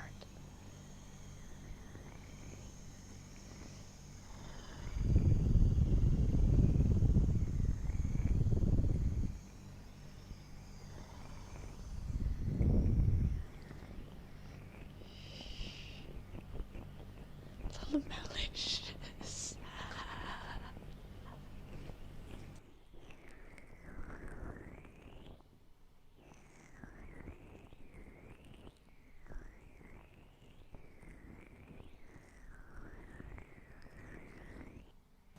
What the fuck, Dandan?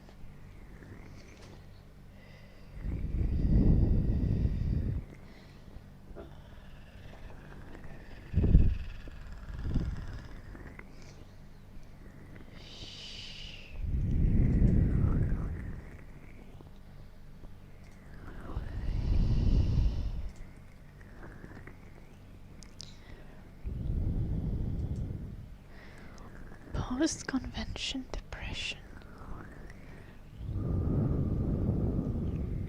that a thing?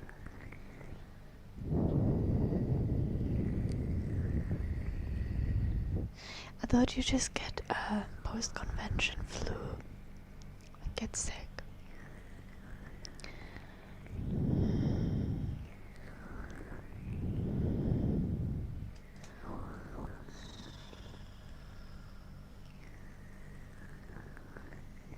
I don't really go to conventions. Post-convention depression is a thing. I guess it kinda does make sense. You know, I get like post house party depression.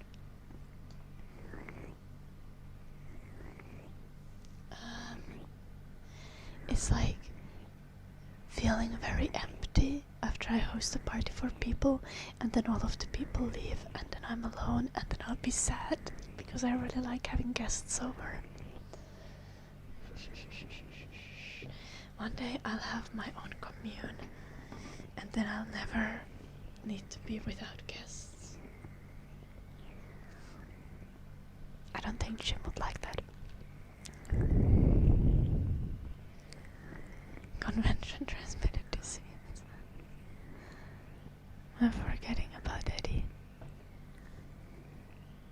Okay, but like, Eddie is not a human. I see, Eden. I hope you're able to relax. I think that's a normal feeling.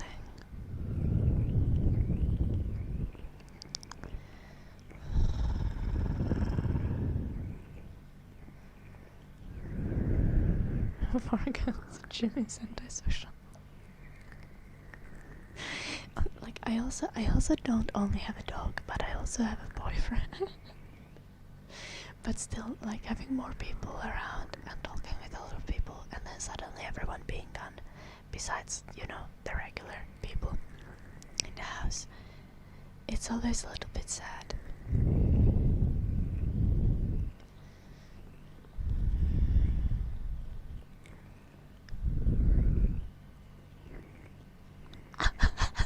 This is funny as fuck, malicious.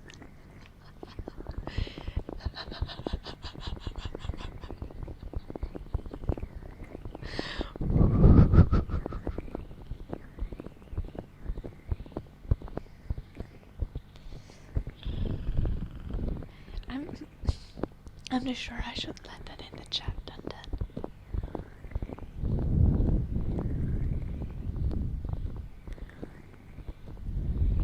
How many close friends do I have in the UK? None, besides my partner. But, hear me out, I also have like none in Finland. So, there's that.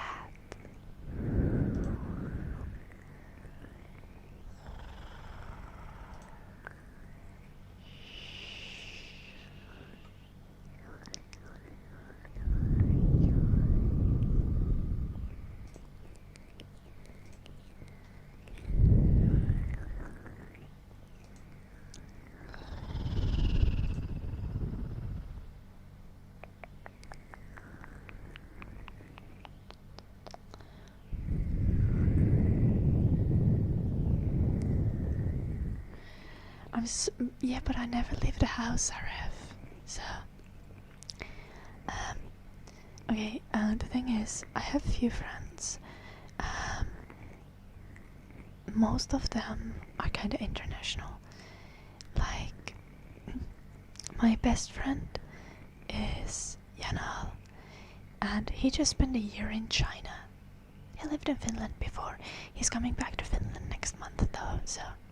Vibes. I'm also going back to Finland next month, and me and Jana are gonna hang out. Hey, it's gonna be fun. But generally, I have like 2 friends in Finland. Besides that, and it's like it's more like acquaintances or people who I'm like friendly with when I see them, but I don't really see them outside of a specific context.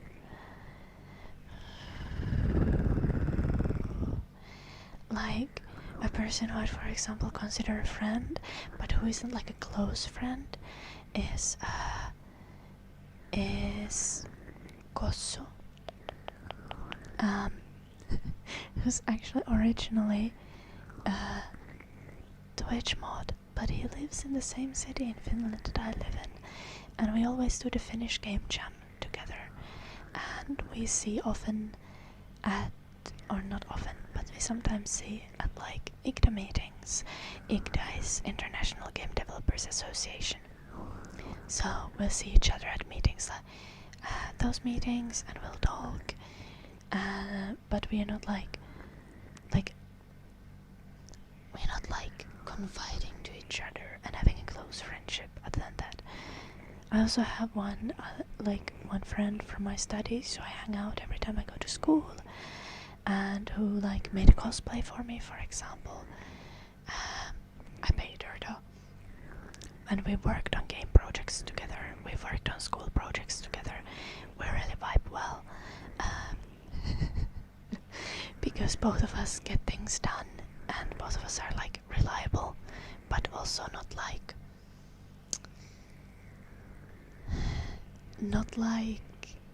try harding too much. We just like get things done, and we're not gonna be like, oh no, we didn't get the best grade, but also we're not gonna be like, we just sent something in. Like we do things properly. We have very, very similar attitude to doing school stuff, university stuff. So I do have like friends like that in Finland, but I don't have friends who I like confide in, who are like actual close friends. I do have Yanal, but as I said, he's been a year in China. I'm gonna see him next month.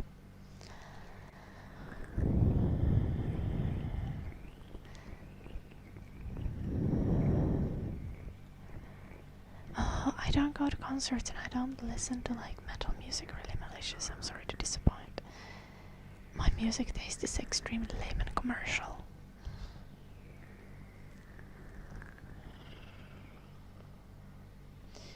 Thank you, Chimlad.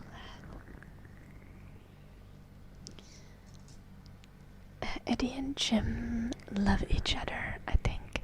I think they have like bromance going on. Eddie's trying to like kiss Jim more than I am. It's kind of suspicious. Jim doesn't really like being kissed though. I think that's because Eddie kind of tries to eat poop whenever we're outside.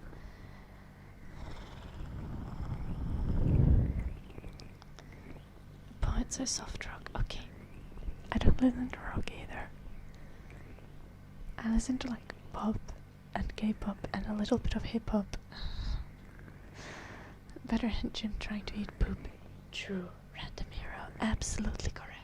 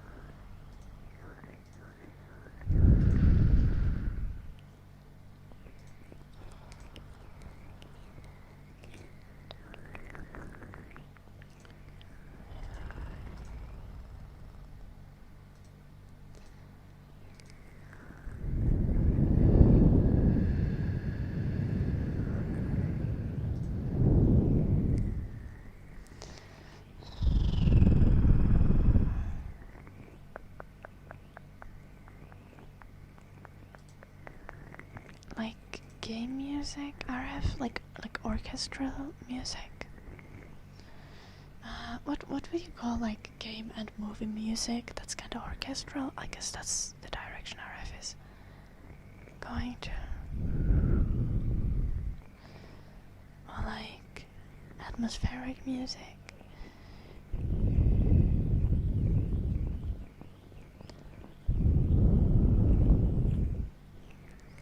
Best concert I've ever been to. I've been to like 2 concerts. So, best concert I've been to, I guess needs to be the Dreamcatcher concert. Dreamcatcher is like kind of a rock and metal inspired K-pop group, so they very much do like pop, but they take a lot of like rock and metal inspiration into their music. So it's very melodic and a little bit heavier. And they have often like kind of horror concepts for their music videos and stuff. It's really cool.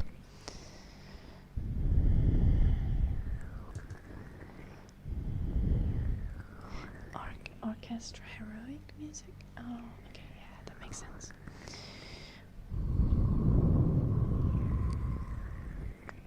I generally tend to like game and movie music as well.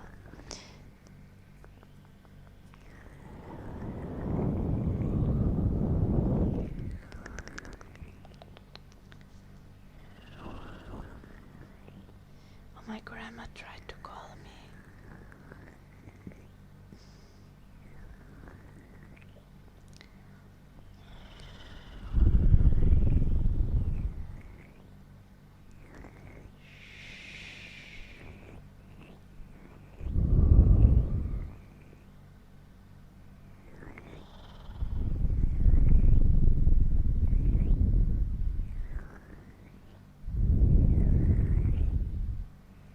But I only got one single concert with that music.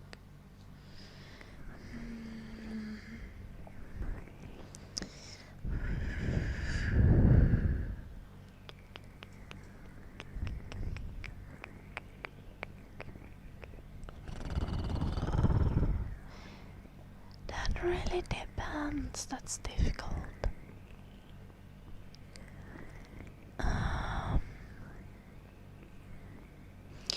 I don't think I like concert atmosphere. I think if I'd have to like go somewhere, like something that me and Jim probably would enjoy together is like going to like a dinner concert or something like that. Something chill, like jazz or blues, or you know, something where you can like have a little bit of a conversation and eat and just like listen to the music. I think the other type of thing that I just like is like I've gone clubbing like exactly once, but I love dancing, so I think I would I'd definitely go dancing with friends again. I think it's fun. What the fuck, Jim? Okay, I approve of this. But you pay because I'm poor.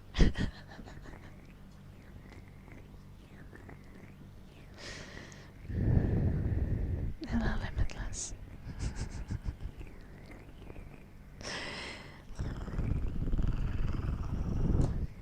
Like, I'm the kind of person who would go to like a club and I would just dance the whole evening and not drink like a single drink. Just get like water so that I don't faint.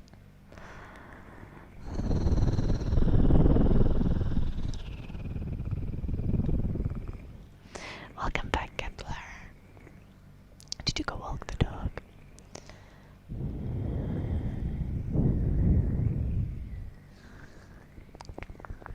Have you woken up, Jim? Are you still napping? I mean, obviously you're not. Obviously you're awake because you're writing.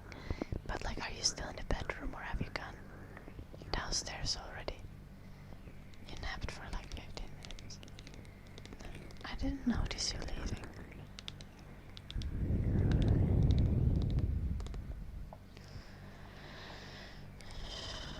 That's actually interesting.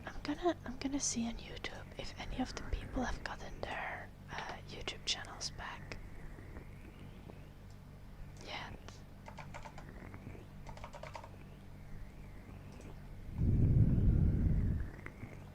No, they haven't. I feel like YouTube unnecessarily deleting channels and then not getting those channels back right away is crazy work. Like, AI must have really gone on like a channel deletion spree.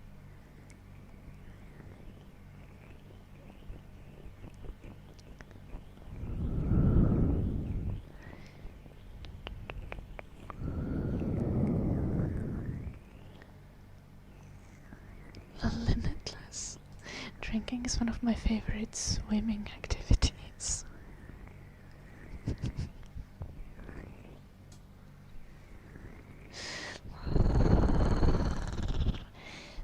um,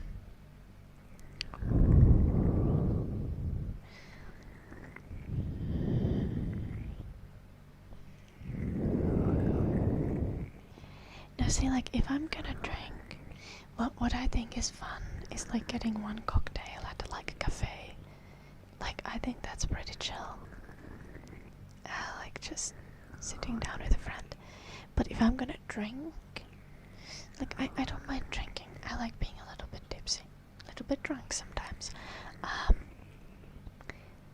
But like I'm just gonna make cocktails at home because I like making cocktails. It's fun, and getting drunk at home or at like a friend's place is usually the safest option.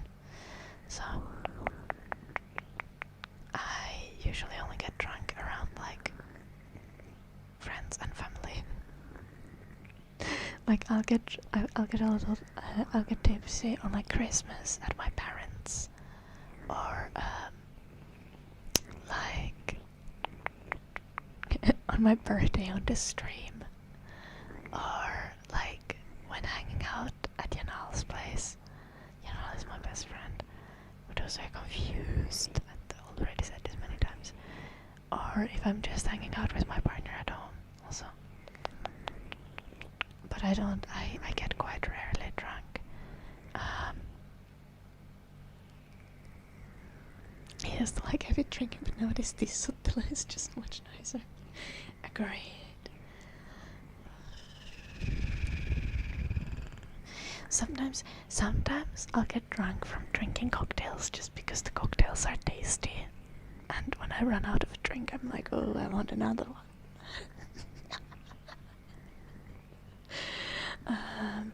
Generally, I get drunk or tipsy really rarely, though, because I need to be careful. I really don't want to become a habitual drinker because I know I have like alcoholism problems in the family. I swim in vodka. Yes, Carla, precisely. You exactly understood what I meant. Alcohol smells bad. This is fair. There are some drinks that are very like I like cocktails because I don't like wine or beer. But also Kepler, you're still a baby, so we cannot talk about cocktails when you're like a proper adult. Then maybe you'll find something that you enjoy. It's also convenient because if you have like a cocktail that you enjoy, like if you go somewhere and other people are getting alcoholic beverages and you want to get one drink, you can always get a cocktail, and you're gonna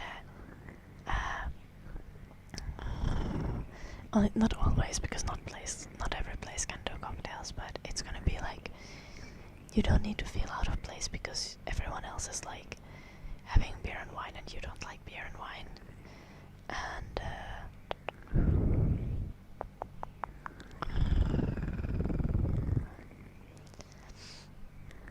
and then you're just like, can I have water please?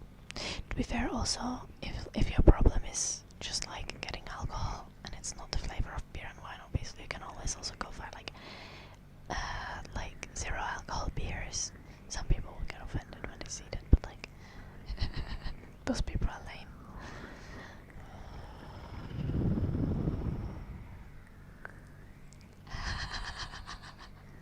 Valid malicious. Wine is nasty. My mom loves red wine, but she hasn't yet convinced me to drink. She has tried for the longest time.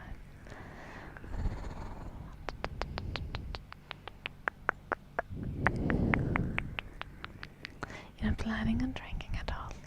Yeah, not drinking at all is the healthiest choice, I agree.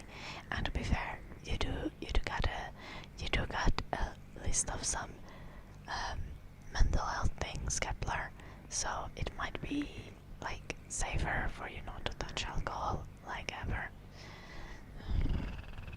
because alcohol can worsen, like even getting drunk one time can worsen a lot of mental health conditions. I'd always recommend caution. And there is no amount of alcohol that is healthy or good for you. So whenever you drink alcohol, it's always like it's gonna be objectively bad for you. And you need to be making a decision knowing that.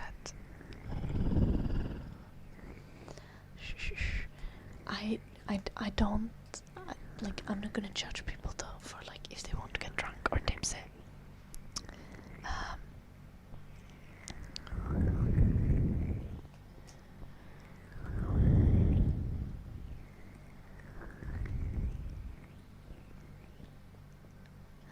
Damn Rippy.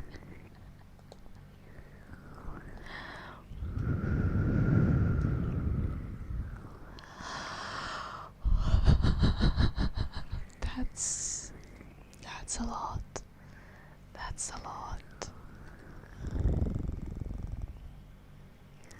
Alcohol. Okay, why would you have alcohol-free vodka, RF? You can just make mocktails at that point. Alcohol-free vodka is just water.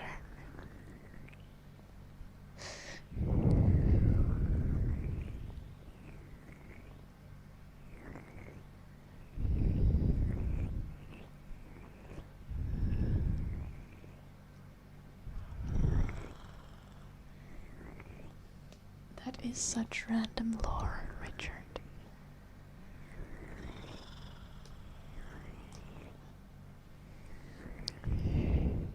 It is good for hydration. I'm having water myself. I feel like the water isn't doing enough, so I'm sweating to death.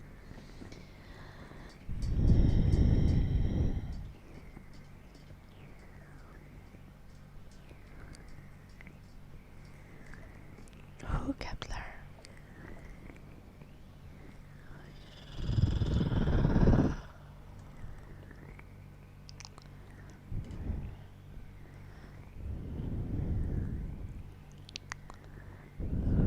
Hello, Eddie. Nice to see you.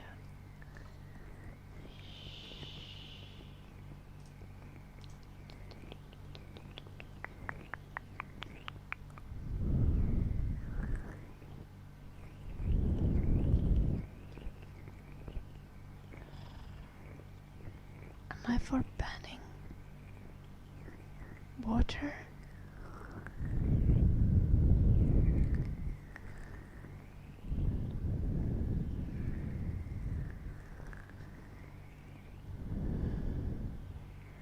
Oh no, Creek Tower. Tragic.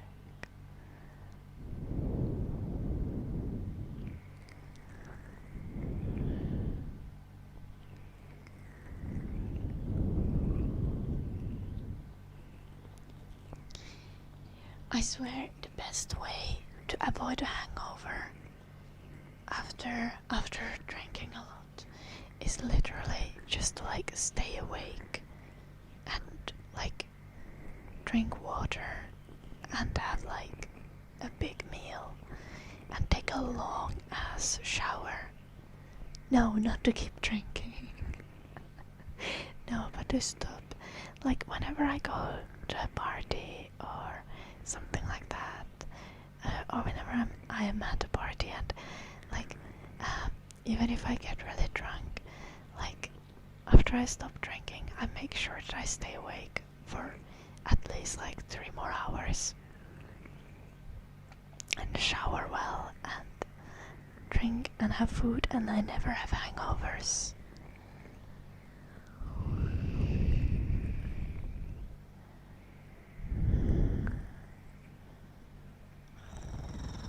Okay, but if you keep drinking, at some point you're gonna black out and you're gonna wake up with a hangover.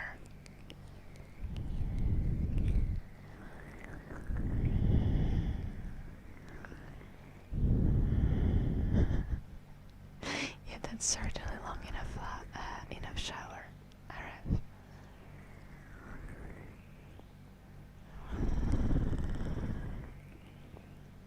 You just start drinking again. Yeah, but you're already hangover when you wake up and you're quality of sleep has suffered. Oh gosh, you guys are really going for the alcoholism tips. This is something my mom would say. My mom has supposedly lessened the amount of alcohol. Did I tell you guys? My mom is an alcoholic, like straight up. But she's like a high-functioning alcoholic in a sense that she's still working every day. I think she's legit an alcoholic because she works like 14-hour days and it's destroying her.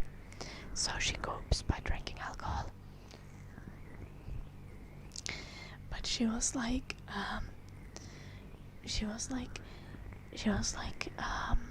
talking to me about how she's planning to reduce drinking alcohol because she wants to see her grandchildren, you know. Because my brother had told her that she's not gonna see her grandchildren if she's gonna keep drinking, and apparently it got to her fucking finally. Crazy atomic cat for like the 500th time. So my mom said that she's doing reverse gateway drug tactic with alcohol, and she's just going to stop drinking strong alcohol and only drink wine, and then stop drinking wine and only drink low alcohol wine or beer or something, and then finally stop drinking. I'm not sure if it's gonna work out, but at least she's not drinking copious amounts of brandy anymore.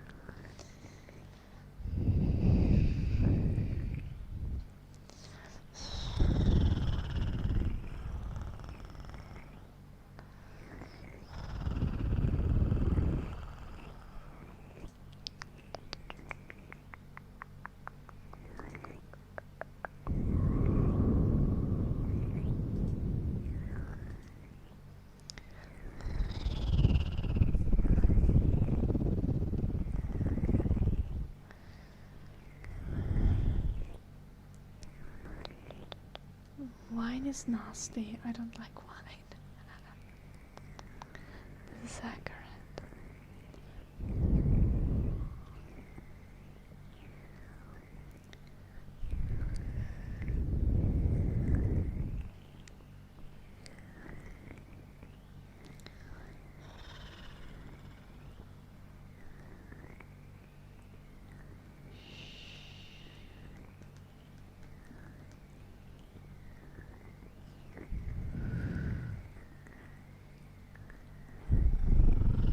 Like Fanta, I also like Fanta. I also like Diet Mountain Dew.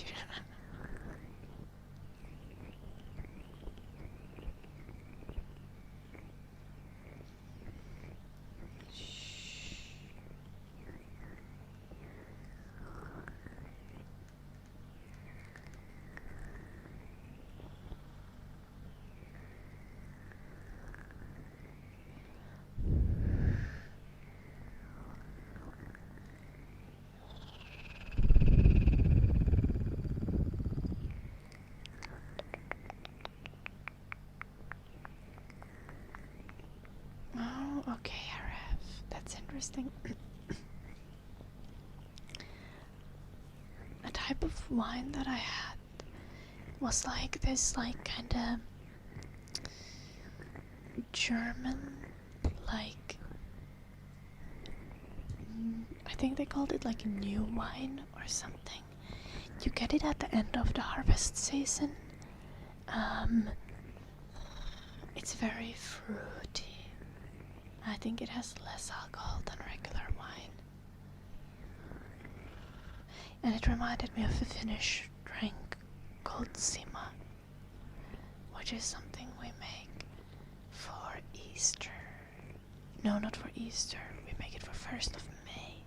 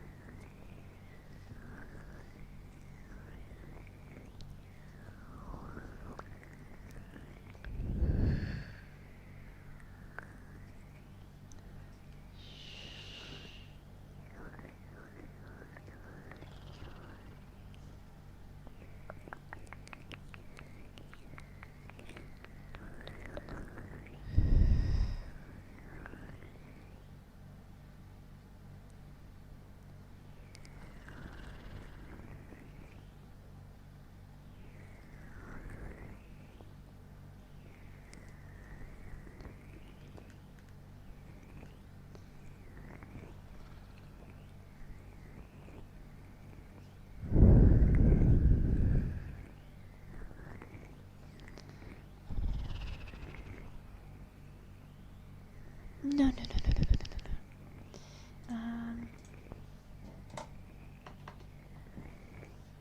no, no. Wine that's served hot would be Glühwein, and that's for Christmas.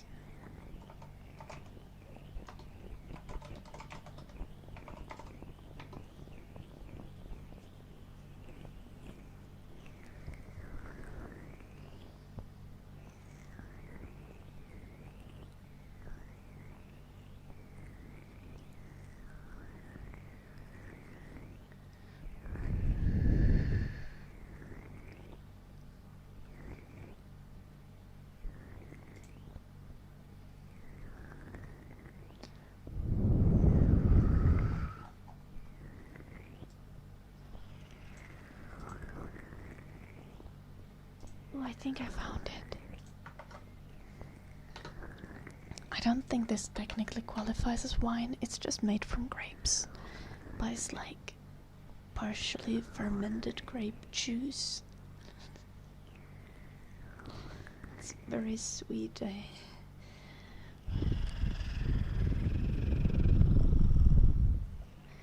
Let's make tea out of fruit in Finland? No, not necessarily.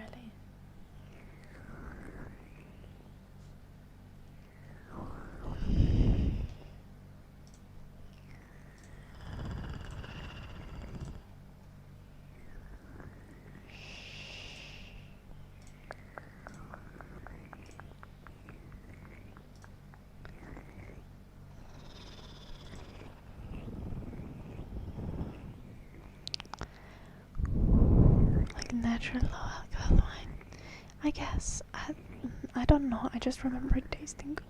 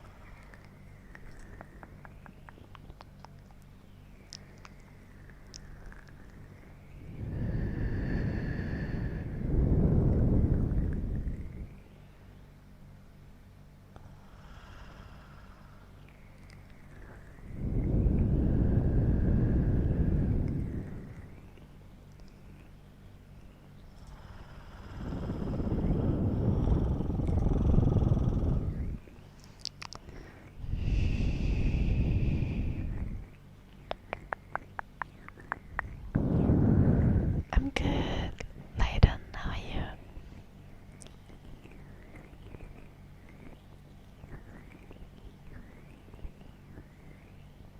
Most of your teas, I guess we do that in Finland too. Like a lot of teas are just like maybe some black tea mixed with like some berries and fruits for no fucking reason. I don't get what's up with that. Like I like plain sencha green tea. If I'm gonna have tea, that's what I'm gonna have.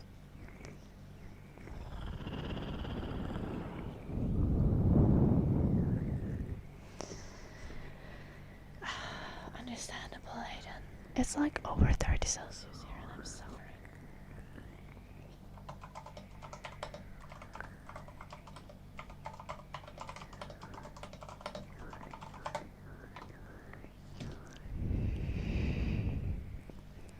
It's just fruits in a tea bag. That's crazy, Kepler. That's not tea. Maybe it is tea. I guess it is tea. I feel like you'd make, like, I feel like it needs to be made of leaves to be tea.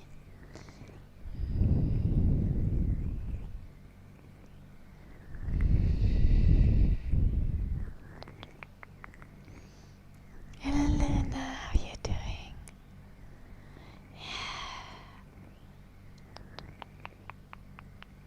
Yeah, I'm finished. I can't deal with this. We don't even have a proper AC. So it's just suffering.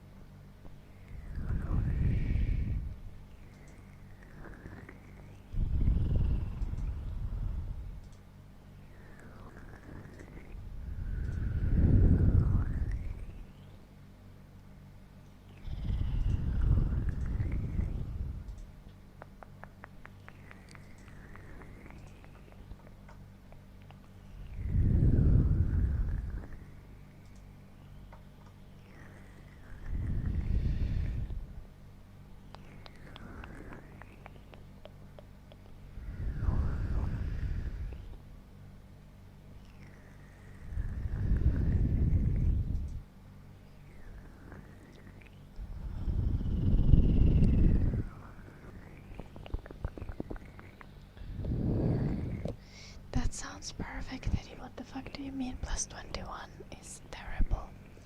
Hello Matno, hello Night Frontier. Nice to hear, Luna.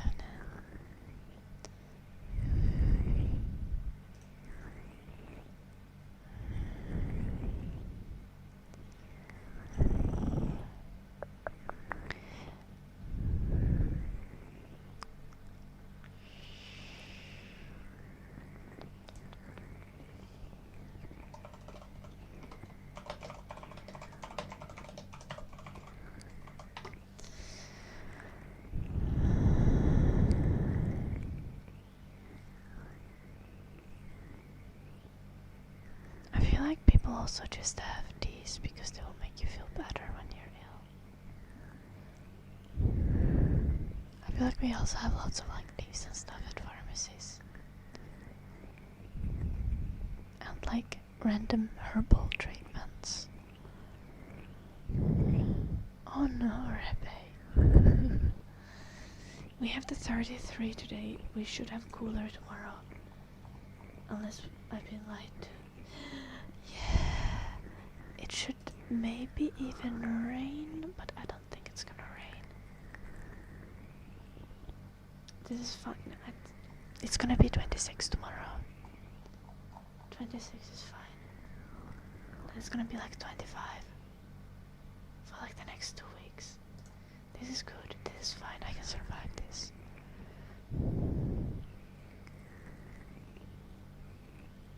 Yeah, understandable, Rebe.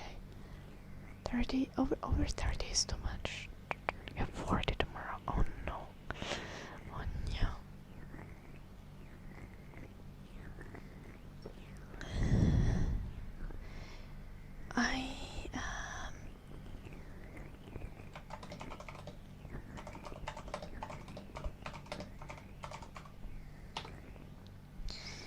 I'm gonna take a piss break because Jim said that he's gonna piss in a cup unless I let him to the bathroom. I'm also gonna try to acquire some water and ice cubes to feel a little bit better. I'm gonna be back in a moment.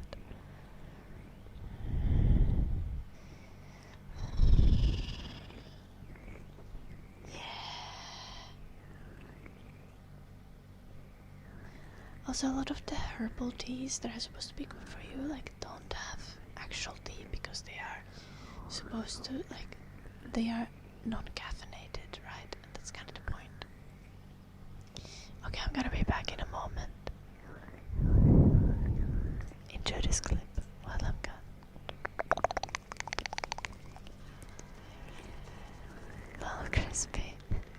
26 degrees Fahrenheit would be fine for me as well, I wouldn't mind. Just anything but over 30.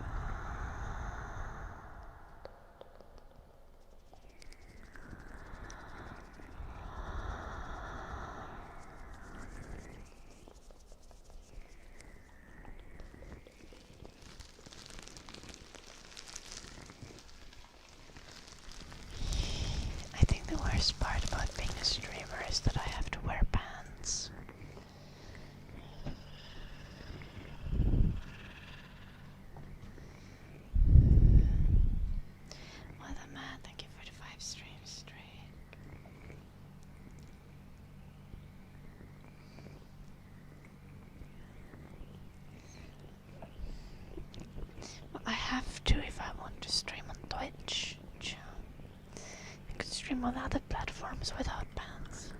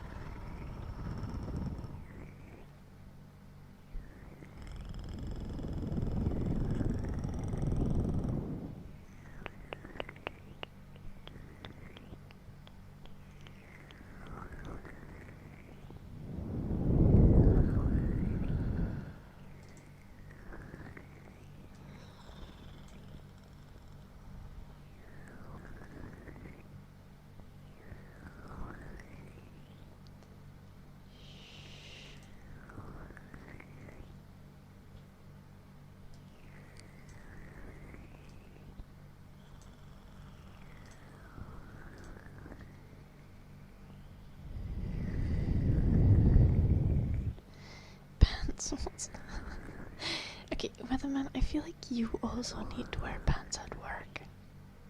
I might be wrong though.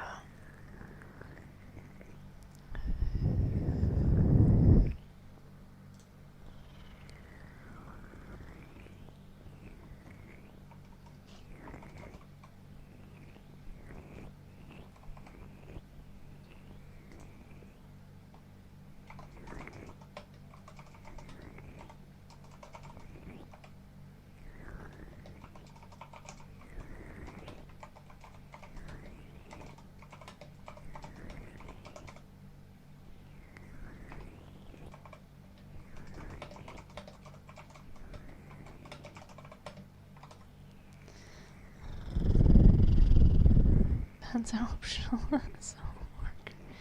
Yeah. To be fair, like, I feel like if you work from home, it's kind of the same thing as a streamer. Like, if you can choose not to wear pants, but if someone realizes that you're not wearing pants, you will get you will get in trouble.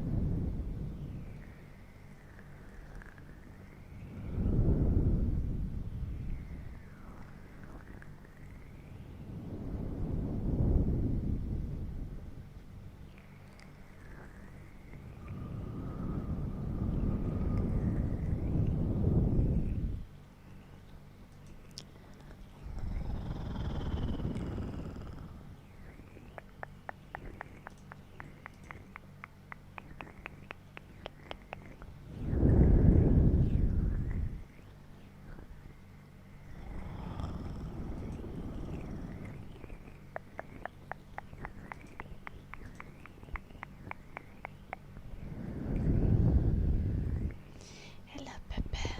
Dark magic for Plembulan. Also, thank you for gifting a sub earlier, Plembulan. I'm not sure if you noticed when I did the name tracing for you, because I was very, very late with it. You got in trouble once for wearing a dressing gown. Wait,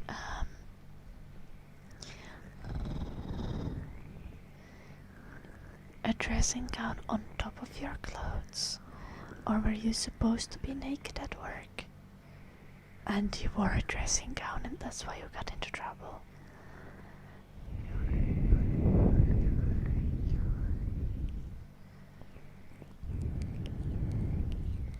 Yeah, if you don't need to have a camera on ever, then you can just work naked if you feel like it. Like, who cares? Like, if you're working from home.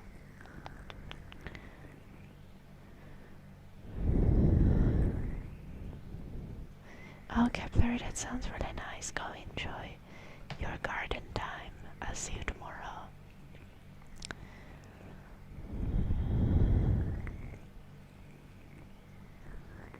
You should like hearing about how people from northern countries countries are so accustomed to colder temperatures, like 26 degrees Fahrenheit is so cold.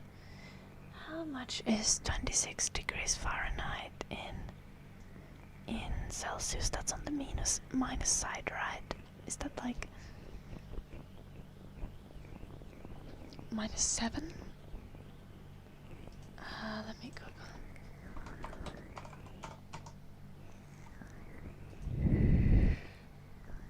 Oh, it's -3.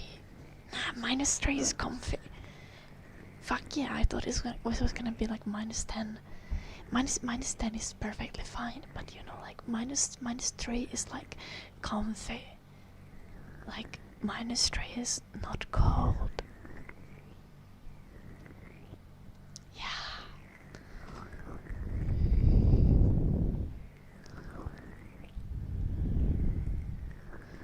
Zero Celsius is 32 Fahrenheit. Okay. I just remember that that Fahrenheit and Celsius meet at -40, and 1 Celsius is about 2 Fahrenheit. So we're gonna do dark magic and then we're gonna do anticipatory things. Okay, sis. Bye bye, Kepler.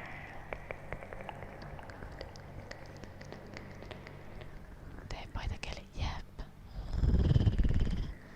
Voi mennä hameessa vielä, ei tarvi sukkahousuja -3.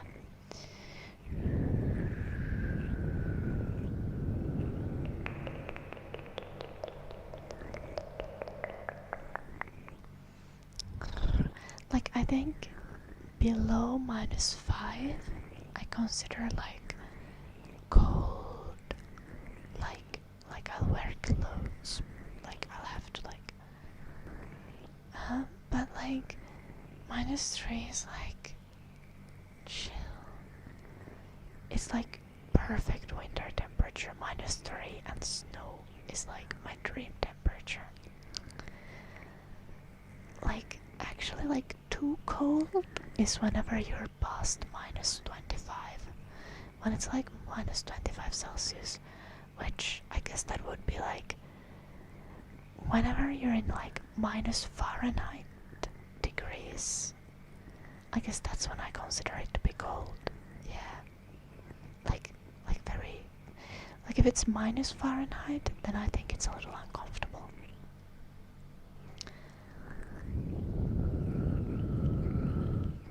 Okay, yeah, the windiness always makes things worse. But if you have like soft, like snowy weather, like it can be like -20 and you're still comfy.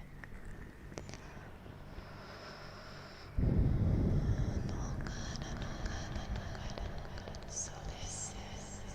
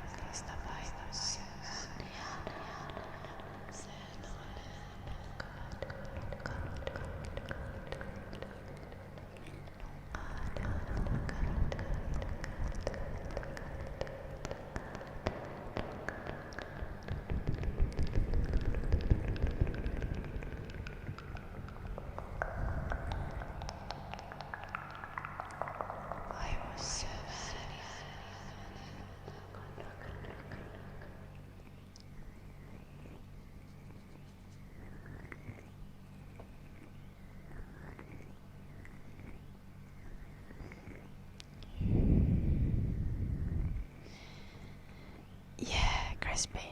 I think minus Fahrenheit in Finland is starting to be the weather that if you're at school, you don't need to go outside during recess. You can stay inside. Like when it's actually when I was a kid, I'm gonna Google this.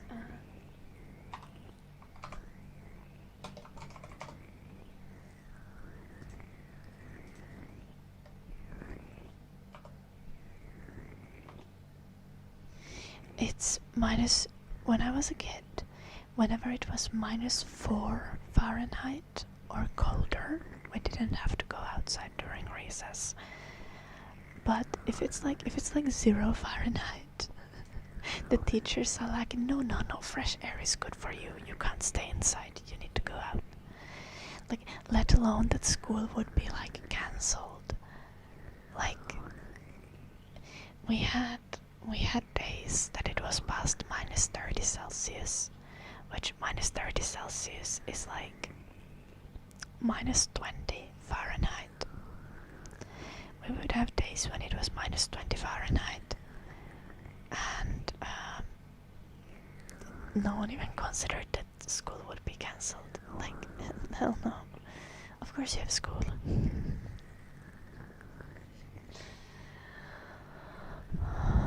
And disputatory triggers.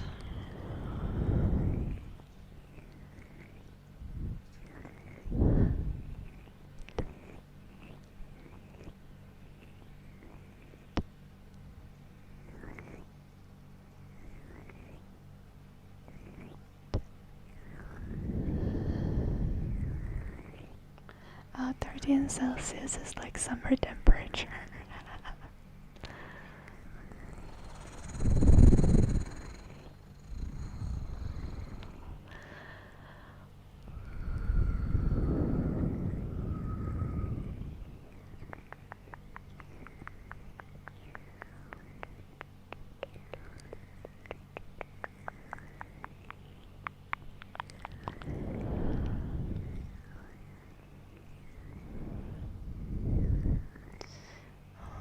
Oh no, malicious.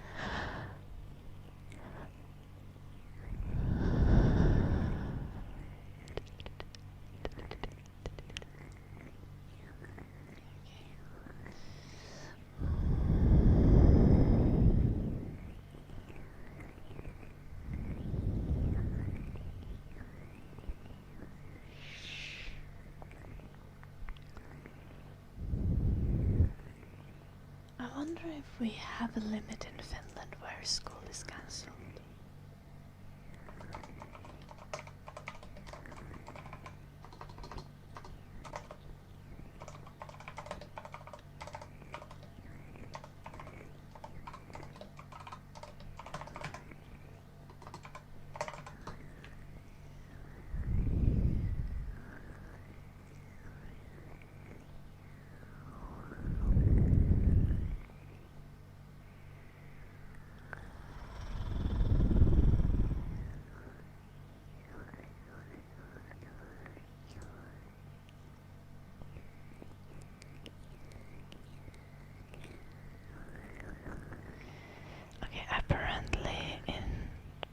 Apparently, according to Google AI,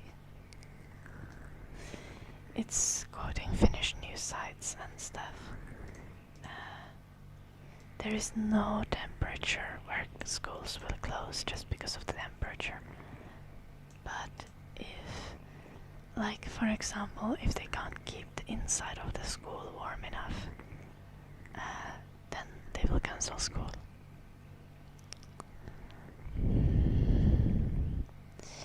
Eipä hei nuori. Ei mitään kummempaa mit sittelläs.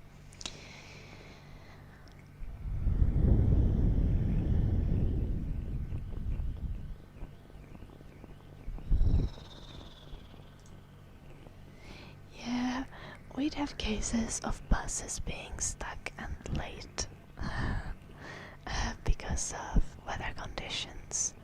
But it's kind of like a countryside specialty.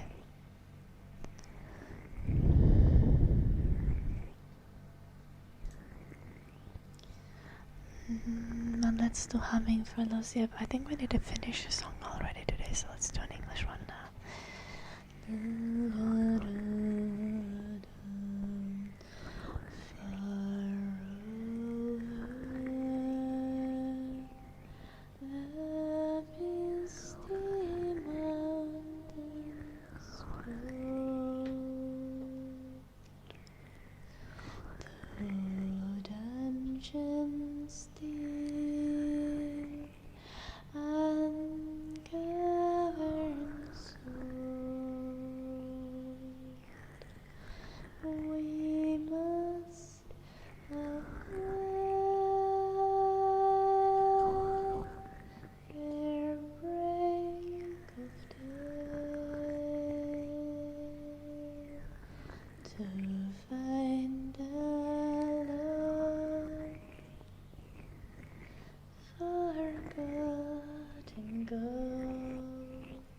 See that blue archer? She was in the chat yesterday. The pines were roaring on the height. The winds were moaning in the night. The fire was red, it flaming spread. The trees like torches blazed with light.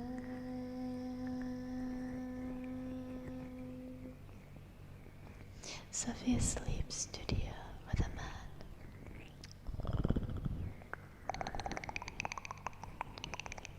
Welcome back, K9. Ready? Okay. I think I have quite a few already. There's probably eventually gonna be more. Yeah.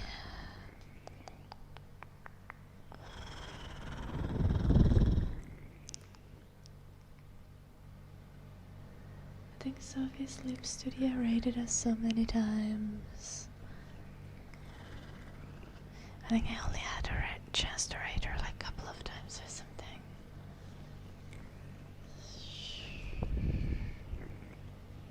I can't remember.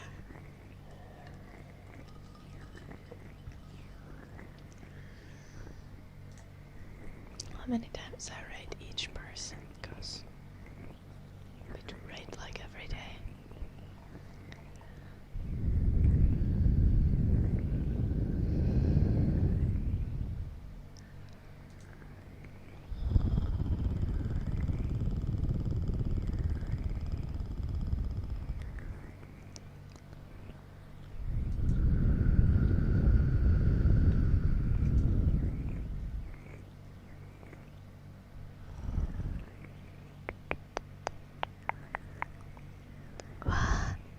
Sophia's Sleep Studio has rated us so many times. I've rated her only a couple times, I think. She has rated me so many more times than I've rated her.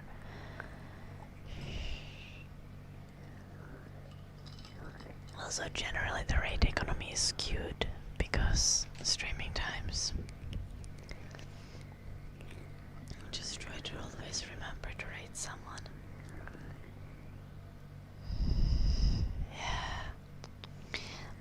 I think I like almost never get a chance to rate Ivy Hills, and she's amazing.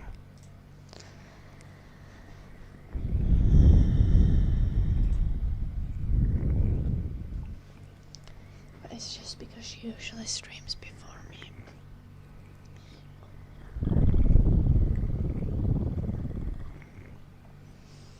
Heels like to cure and not like high heels.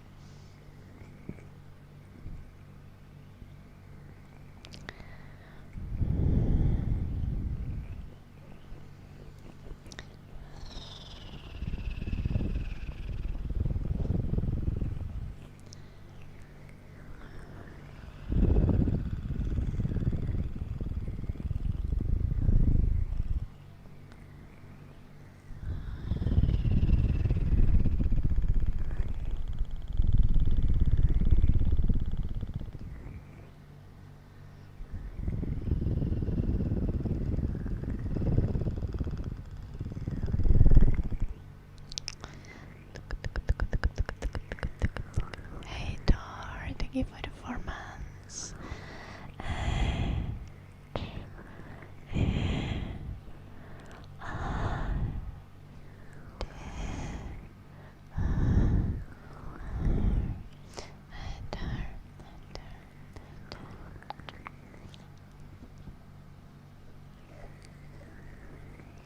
Hello Janvi, welcome. Hey Dar.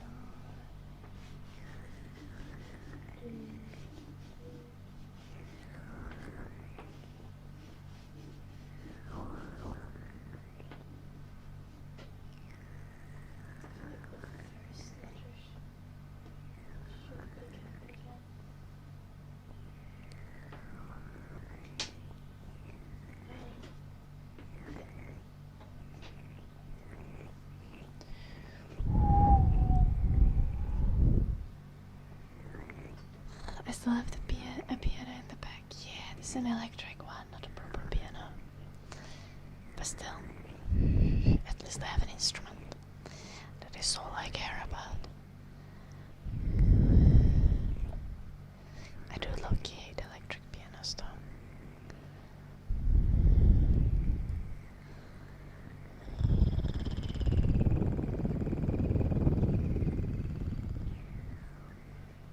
Maybe because there was an exclamation point at the end with the man. Yeah. Is he alive? He is alive. He's breathing.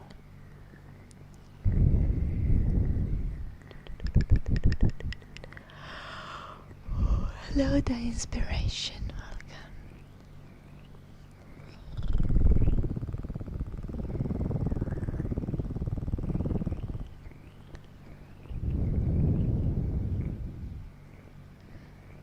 Welcome. Because he's old, he might die any moment, Blue Archer, and it's very hot, so I'm kind of worried.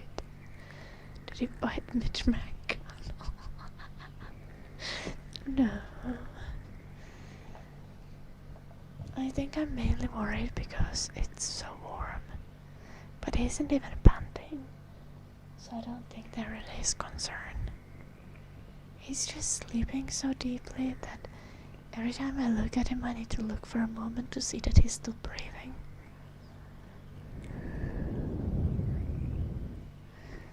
And then moving the... Technically, I don't live here, Carla. I'm visiting my partner in the UK. I'm spending summer holidays here. I'm gonna be going back home to Finland in a couple of weeks. But I'll probably eventually move, like, full-time here.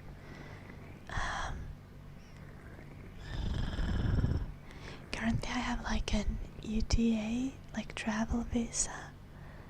So I can come here only for holidays. Eventually I need to get like a proper visa. And then UK government is gonna like go through my stuff and they're probably gonna be like, well, she's kinda sassy. I think we should not let her into country.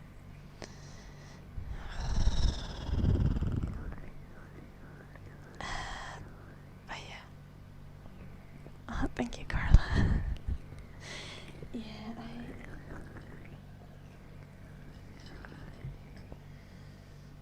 I found a very chill partner.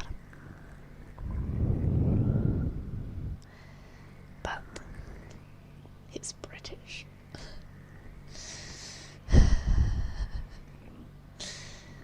Can you get rid of Farage and keep me only if you can vote count bin face to power. Farage would want to kick me out. I came here on a boat anyway.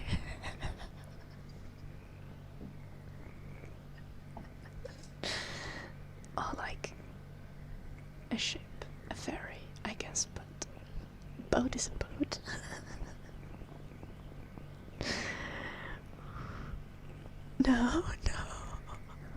No, he's not a sugar daddy, no. We would be so offended. Shh. He does have more money than me though, but that's because I'm poor, not because he's rich.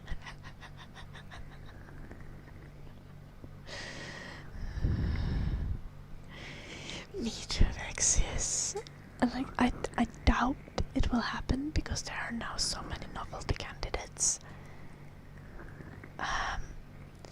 But it would be glorious. I think people are also like doing like genuinely like on the ground organizing for Count Minface, which is hilarious and amazing. And genuinely, Count Minface has better policies than Nigel Farage, which that doesn't take a lot, does it? You literally just need to be not actively racist and sexist.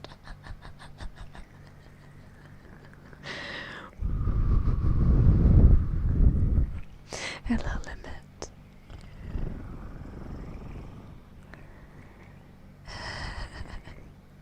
He treats me well, Carla. He's a very teddy bear-like person.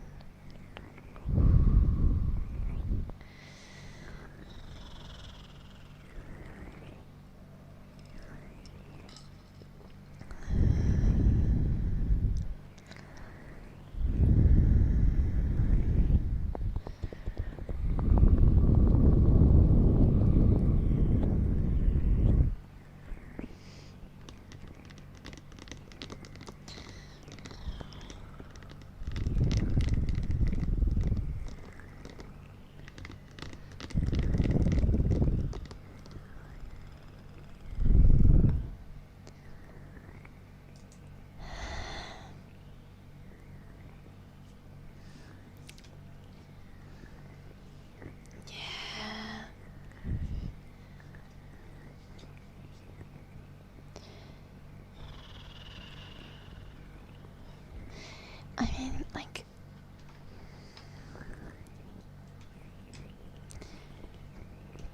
moneyed interest in politics is generally just terrible, because it's either just like serving billionaires and capital and corporations, or then you have like a foreign influence that's literally just destabilizing.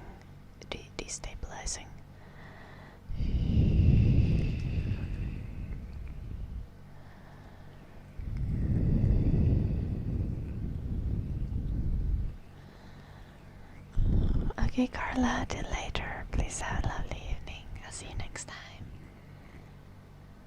Welcome back with a man.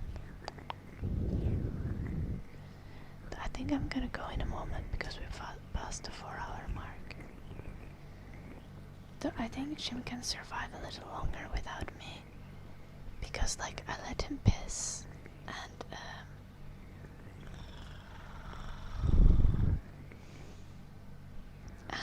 we couldn't walk the dog yet anyway because it's still way too warm outside. We're probably gonna take like a long late night walk with Eddie.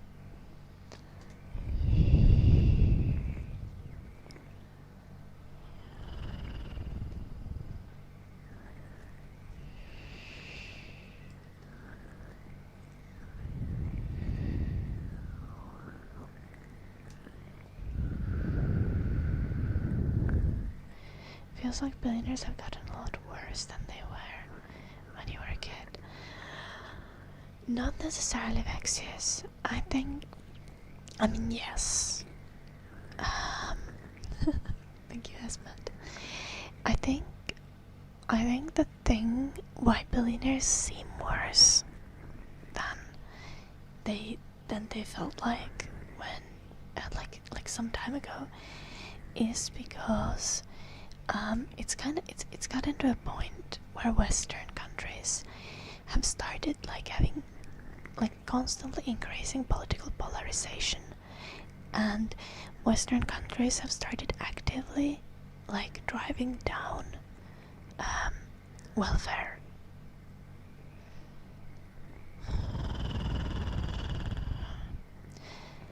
And you're not gonna feel nearly as bad about billionaires being billionaires if like the idea of, for example, like if losing your job is not going to like cause you go bankrupt, and if you can expect like support from the state and government. But most Western countries have in the recent years been actively like bringing down those safety nets, as well as there was a massive wave of privatizing lots of important sectors like railroads in many countries, electric networks, what do you call it, like electric grids privatized. In some countries also like water companies being privatized, and this obviously like having your basic needs and having like tactically important government assets be privatized has just impacted like quality of life and the level of expenses on so many levels.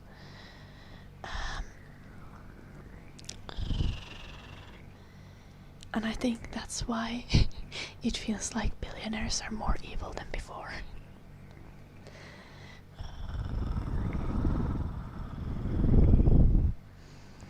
Hello, Swarna. Hello, Animal Crossing. We need to set a date for a revolution. Okay, so the words.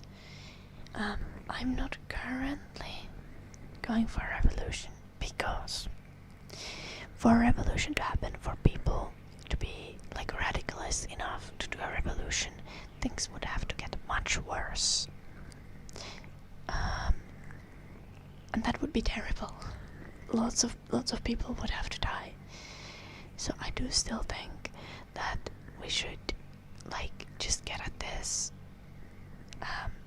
from the point of view of just like lots of spreading information, education, like one of my very like favorite things to do currently is just like a lot of people kind of react to the word socialism like it's like a bad word, like it's a curse word. And kind of one of my things currently is very much like just normalize the idea of like socialism, especially like democratic socialism, because we really haven't seen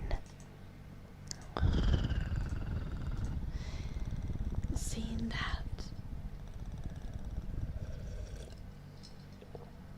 And I'd really prefer to avoid needing to have a revolution probably needing to lead at least to a certain period of authoritarian governance,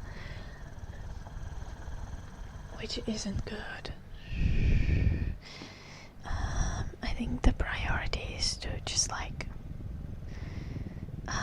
try to build solidarity between poor people, working people, and get people to realize that, like, for example, like trans people are not the reason that gas costs so much. Trans people are not the reason you can't afford healthcare. So maybe we need to drop this kind of things from the political conversation completely, because that has literally nothing to do with our material circumstances. We need to work on actually improving well-being of everyone. And discrimination is also a genuine public health issue. The more discrimination we have, the less healthy populace we will have. So we really need to tackle reducing discrimination as an improvement of improving everyone's well-being.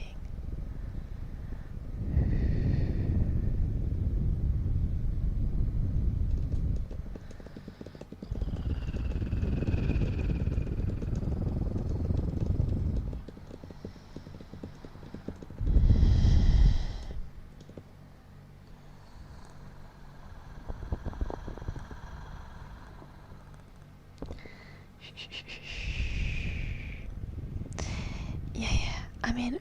I think to some extent you also do need to tax work, but you definitely need to tax wealth as well. I think a very good point that people brought up is if you have these people that keep the richest people in a society keep gaining assets at a higher rate than the economic growth itself. So this means that proportionally these richest people will keep owning more and more of everything until they own the entire world, essentially. And that's the end game of capitalism. So you do need to tax the wealth to an extent that stops the very richest people from owning everything, right? At the very least, that's something that needs to be done. And companies aren't freaking people. This also, yeah, corporations are not people. We need to prioritize human lives and human well-being over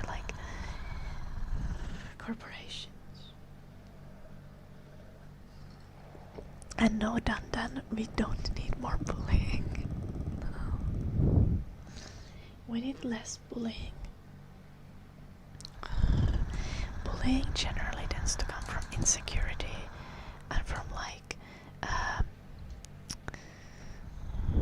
projecting as well. Generally, the most I've ever been judgmental of other people is because I've been projecting my own insecurities into people. And realizing that I don't need to hate annoying people just because I'm insecure about being annoying myself is that made me much more accepting. Yeah.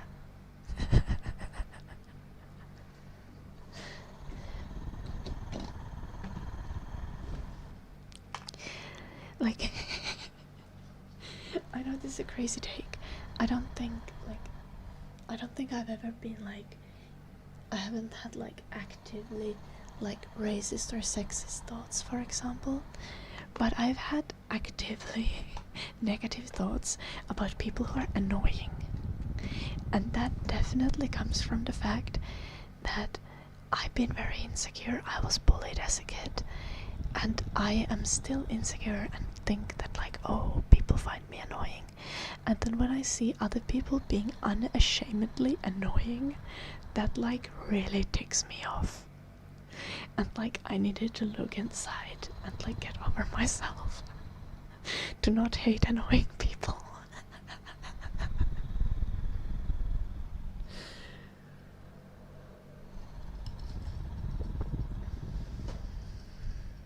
Hello, Tekisako. That is much easier said than done, Vexius. I think all of us care about what others think of us. It's just what way we care about that.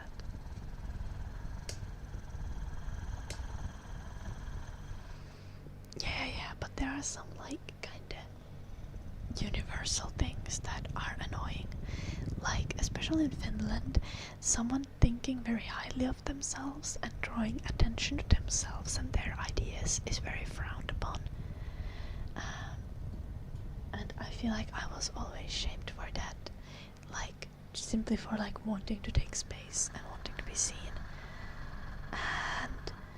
And I really noticed that as an adult, as much as I like didn't have like outward negative feelings, like, because I think all of us have like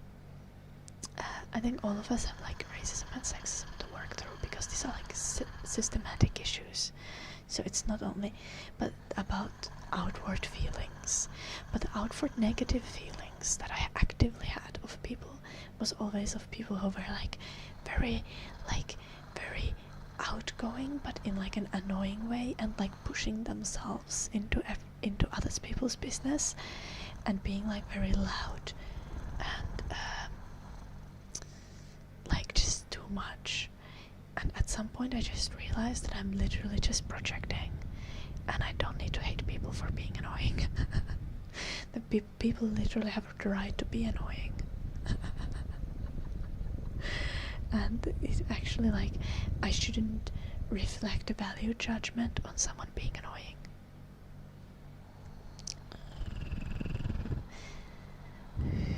Also, like, whether someone is annoying or not has nothing to do with whether they are correct or not. So this was also like a big part of like me becoming more politically aware, was realizing that just because someone seems silly and annoying and over the top, like, you know, the raging blue-haired feminist kind of archetype, like, they are annoying, but like that has nothing to do with their argument and whether they are correct or not. So I need to get over myself and actually look at the argument. Obviously, I've always been at least somewhat feminist, and currently I'm extremely feminist. I still think that many people are annoying, but I don't make value judgment because someone is annoying. Like, I think people have the right to be annoying.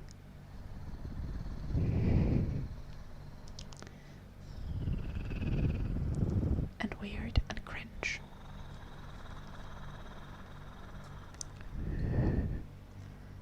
And they can still be right.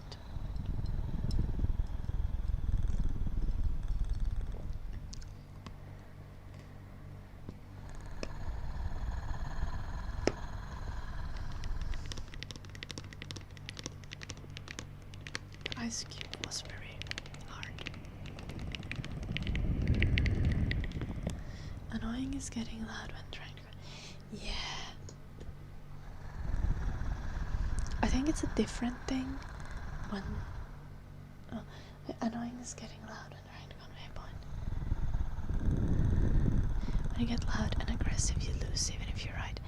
This is true, Asmat, but the thing is, if you're actually an analytical person, you are able to look past someone being loud and aggressive and digest their point just for the facts of it, and reflect their point, like bounce it on your principles and on your opinions, and you can just ignore the loudness and annoyingness.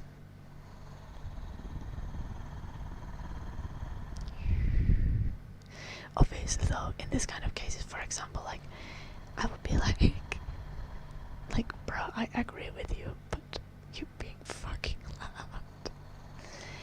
The thing is also with things like protesting, for example, a core part of protesting is being as annoying and as loud as possible.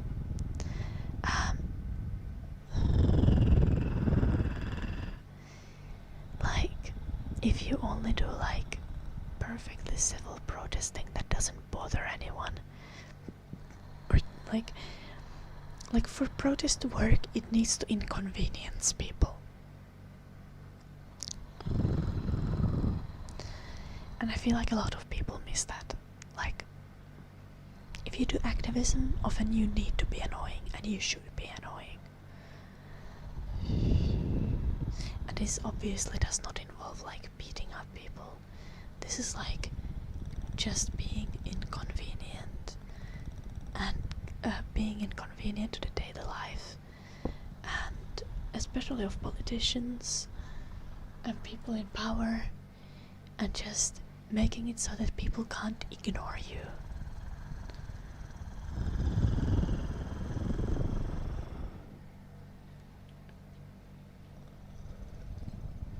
Exactly, turrets.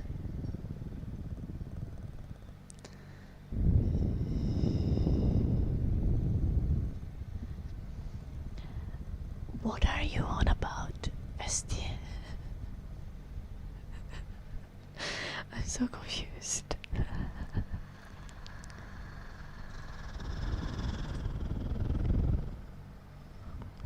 Also, I think I need to end the stream. We're like almost 4.5 hours in.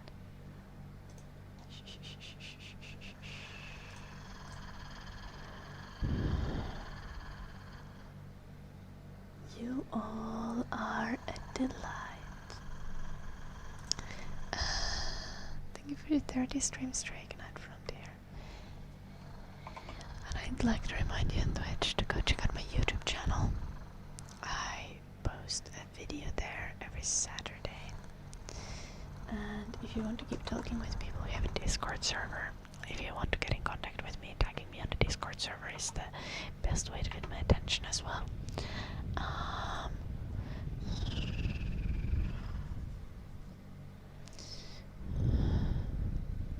Thank you, Fabulous. Thank you. And because this stream is community funded, check out my Patreon. That is extremely helpful. I run no ads on YouTube. Anything that's been posted after March this year has no ads on it. My live streams on YouTube have no ads. On Twitch, I run the minimum amount of ads possible. So, Patreon and subscriptions are like what keeps the stream running. It's very extremely appreciated. And obviously there's also extra content on Patreon, and you can even get a custom video, though it has quite a hefty price tag, but they are available. I've been good unknown. How are you unknown? I'm going offline though. I'll be back tomorrow, and I hope to see you guys then. Good night, Fabulous, Richard, Vestier. Good night, Unknown, London, Animal Crossing, Swarma. Good night, Blue Archer, Devers, Asmat. Good night, HR, Leiden. Everyone else till tomorrow.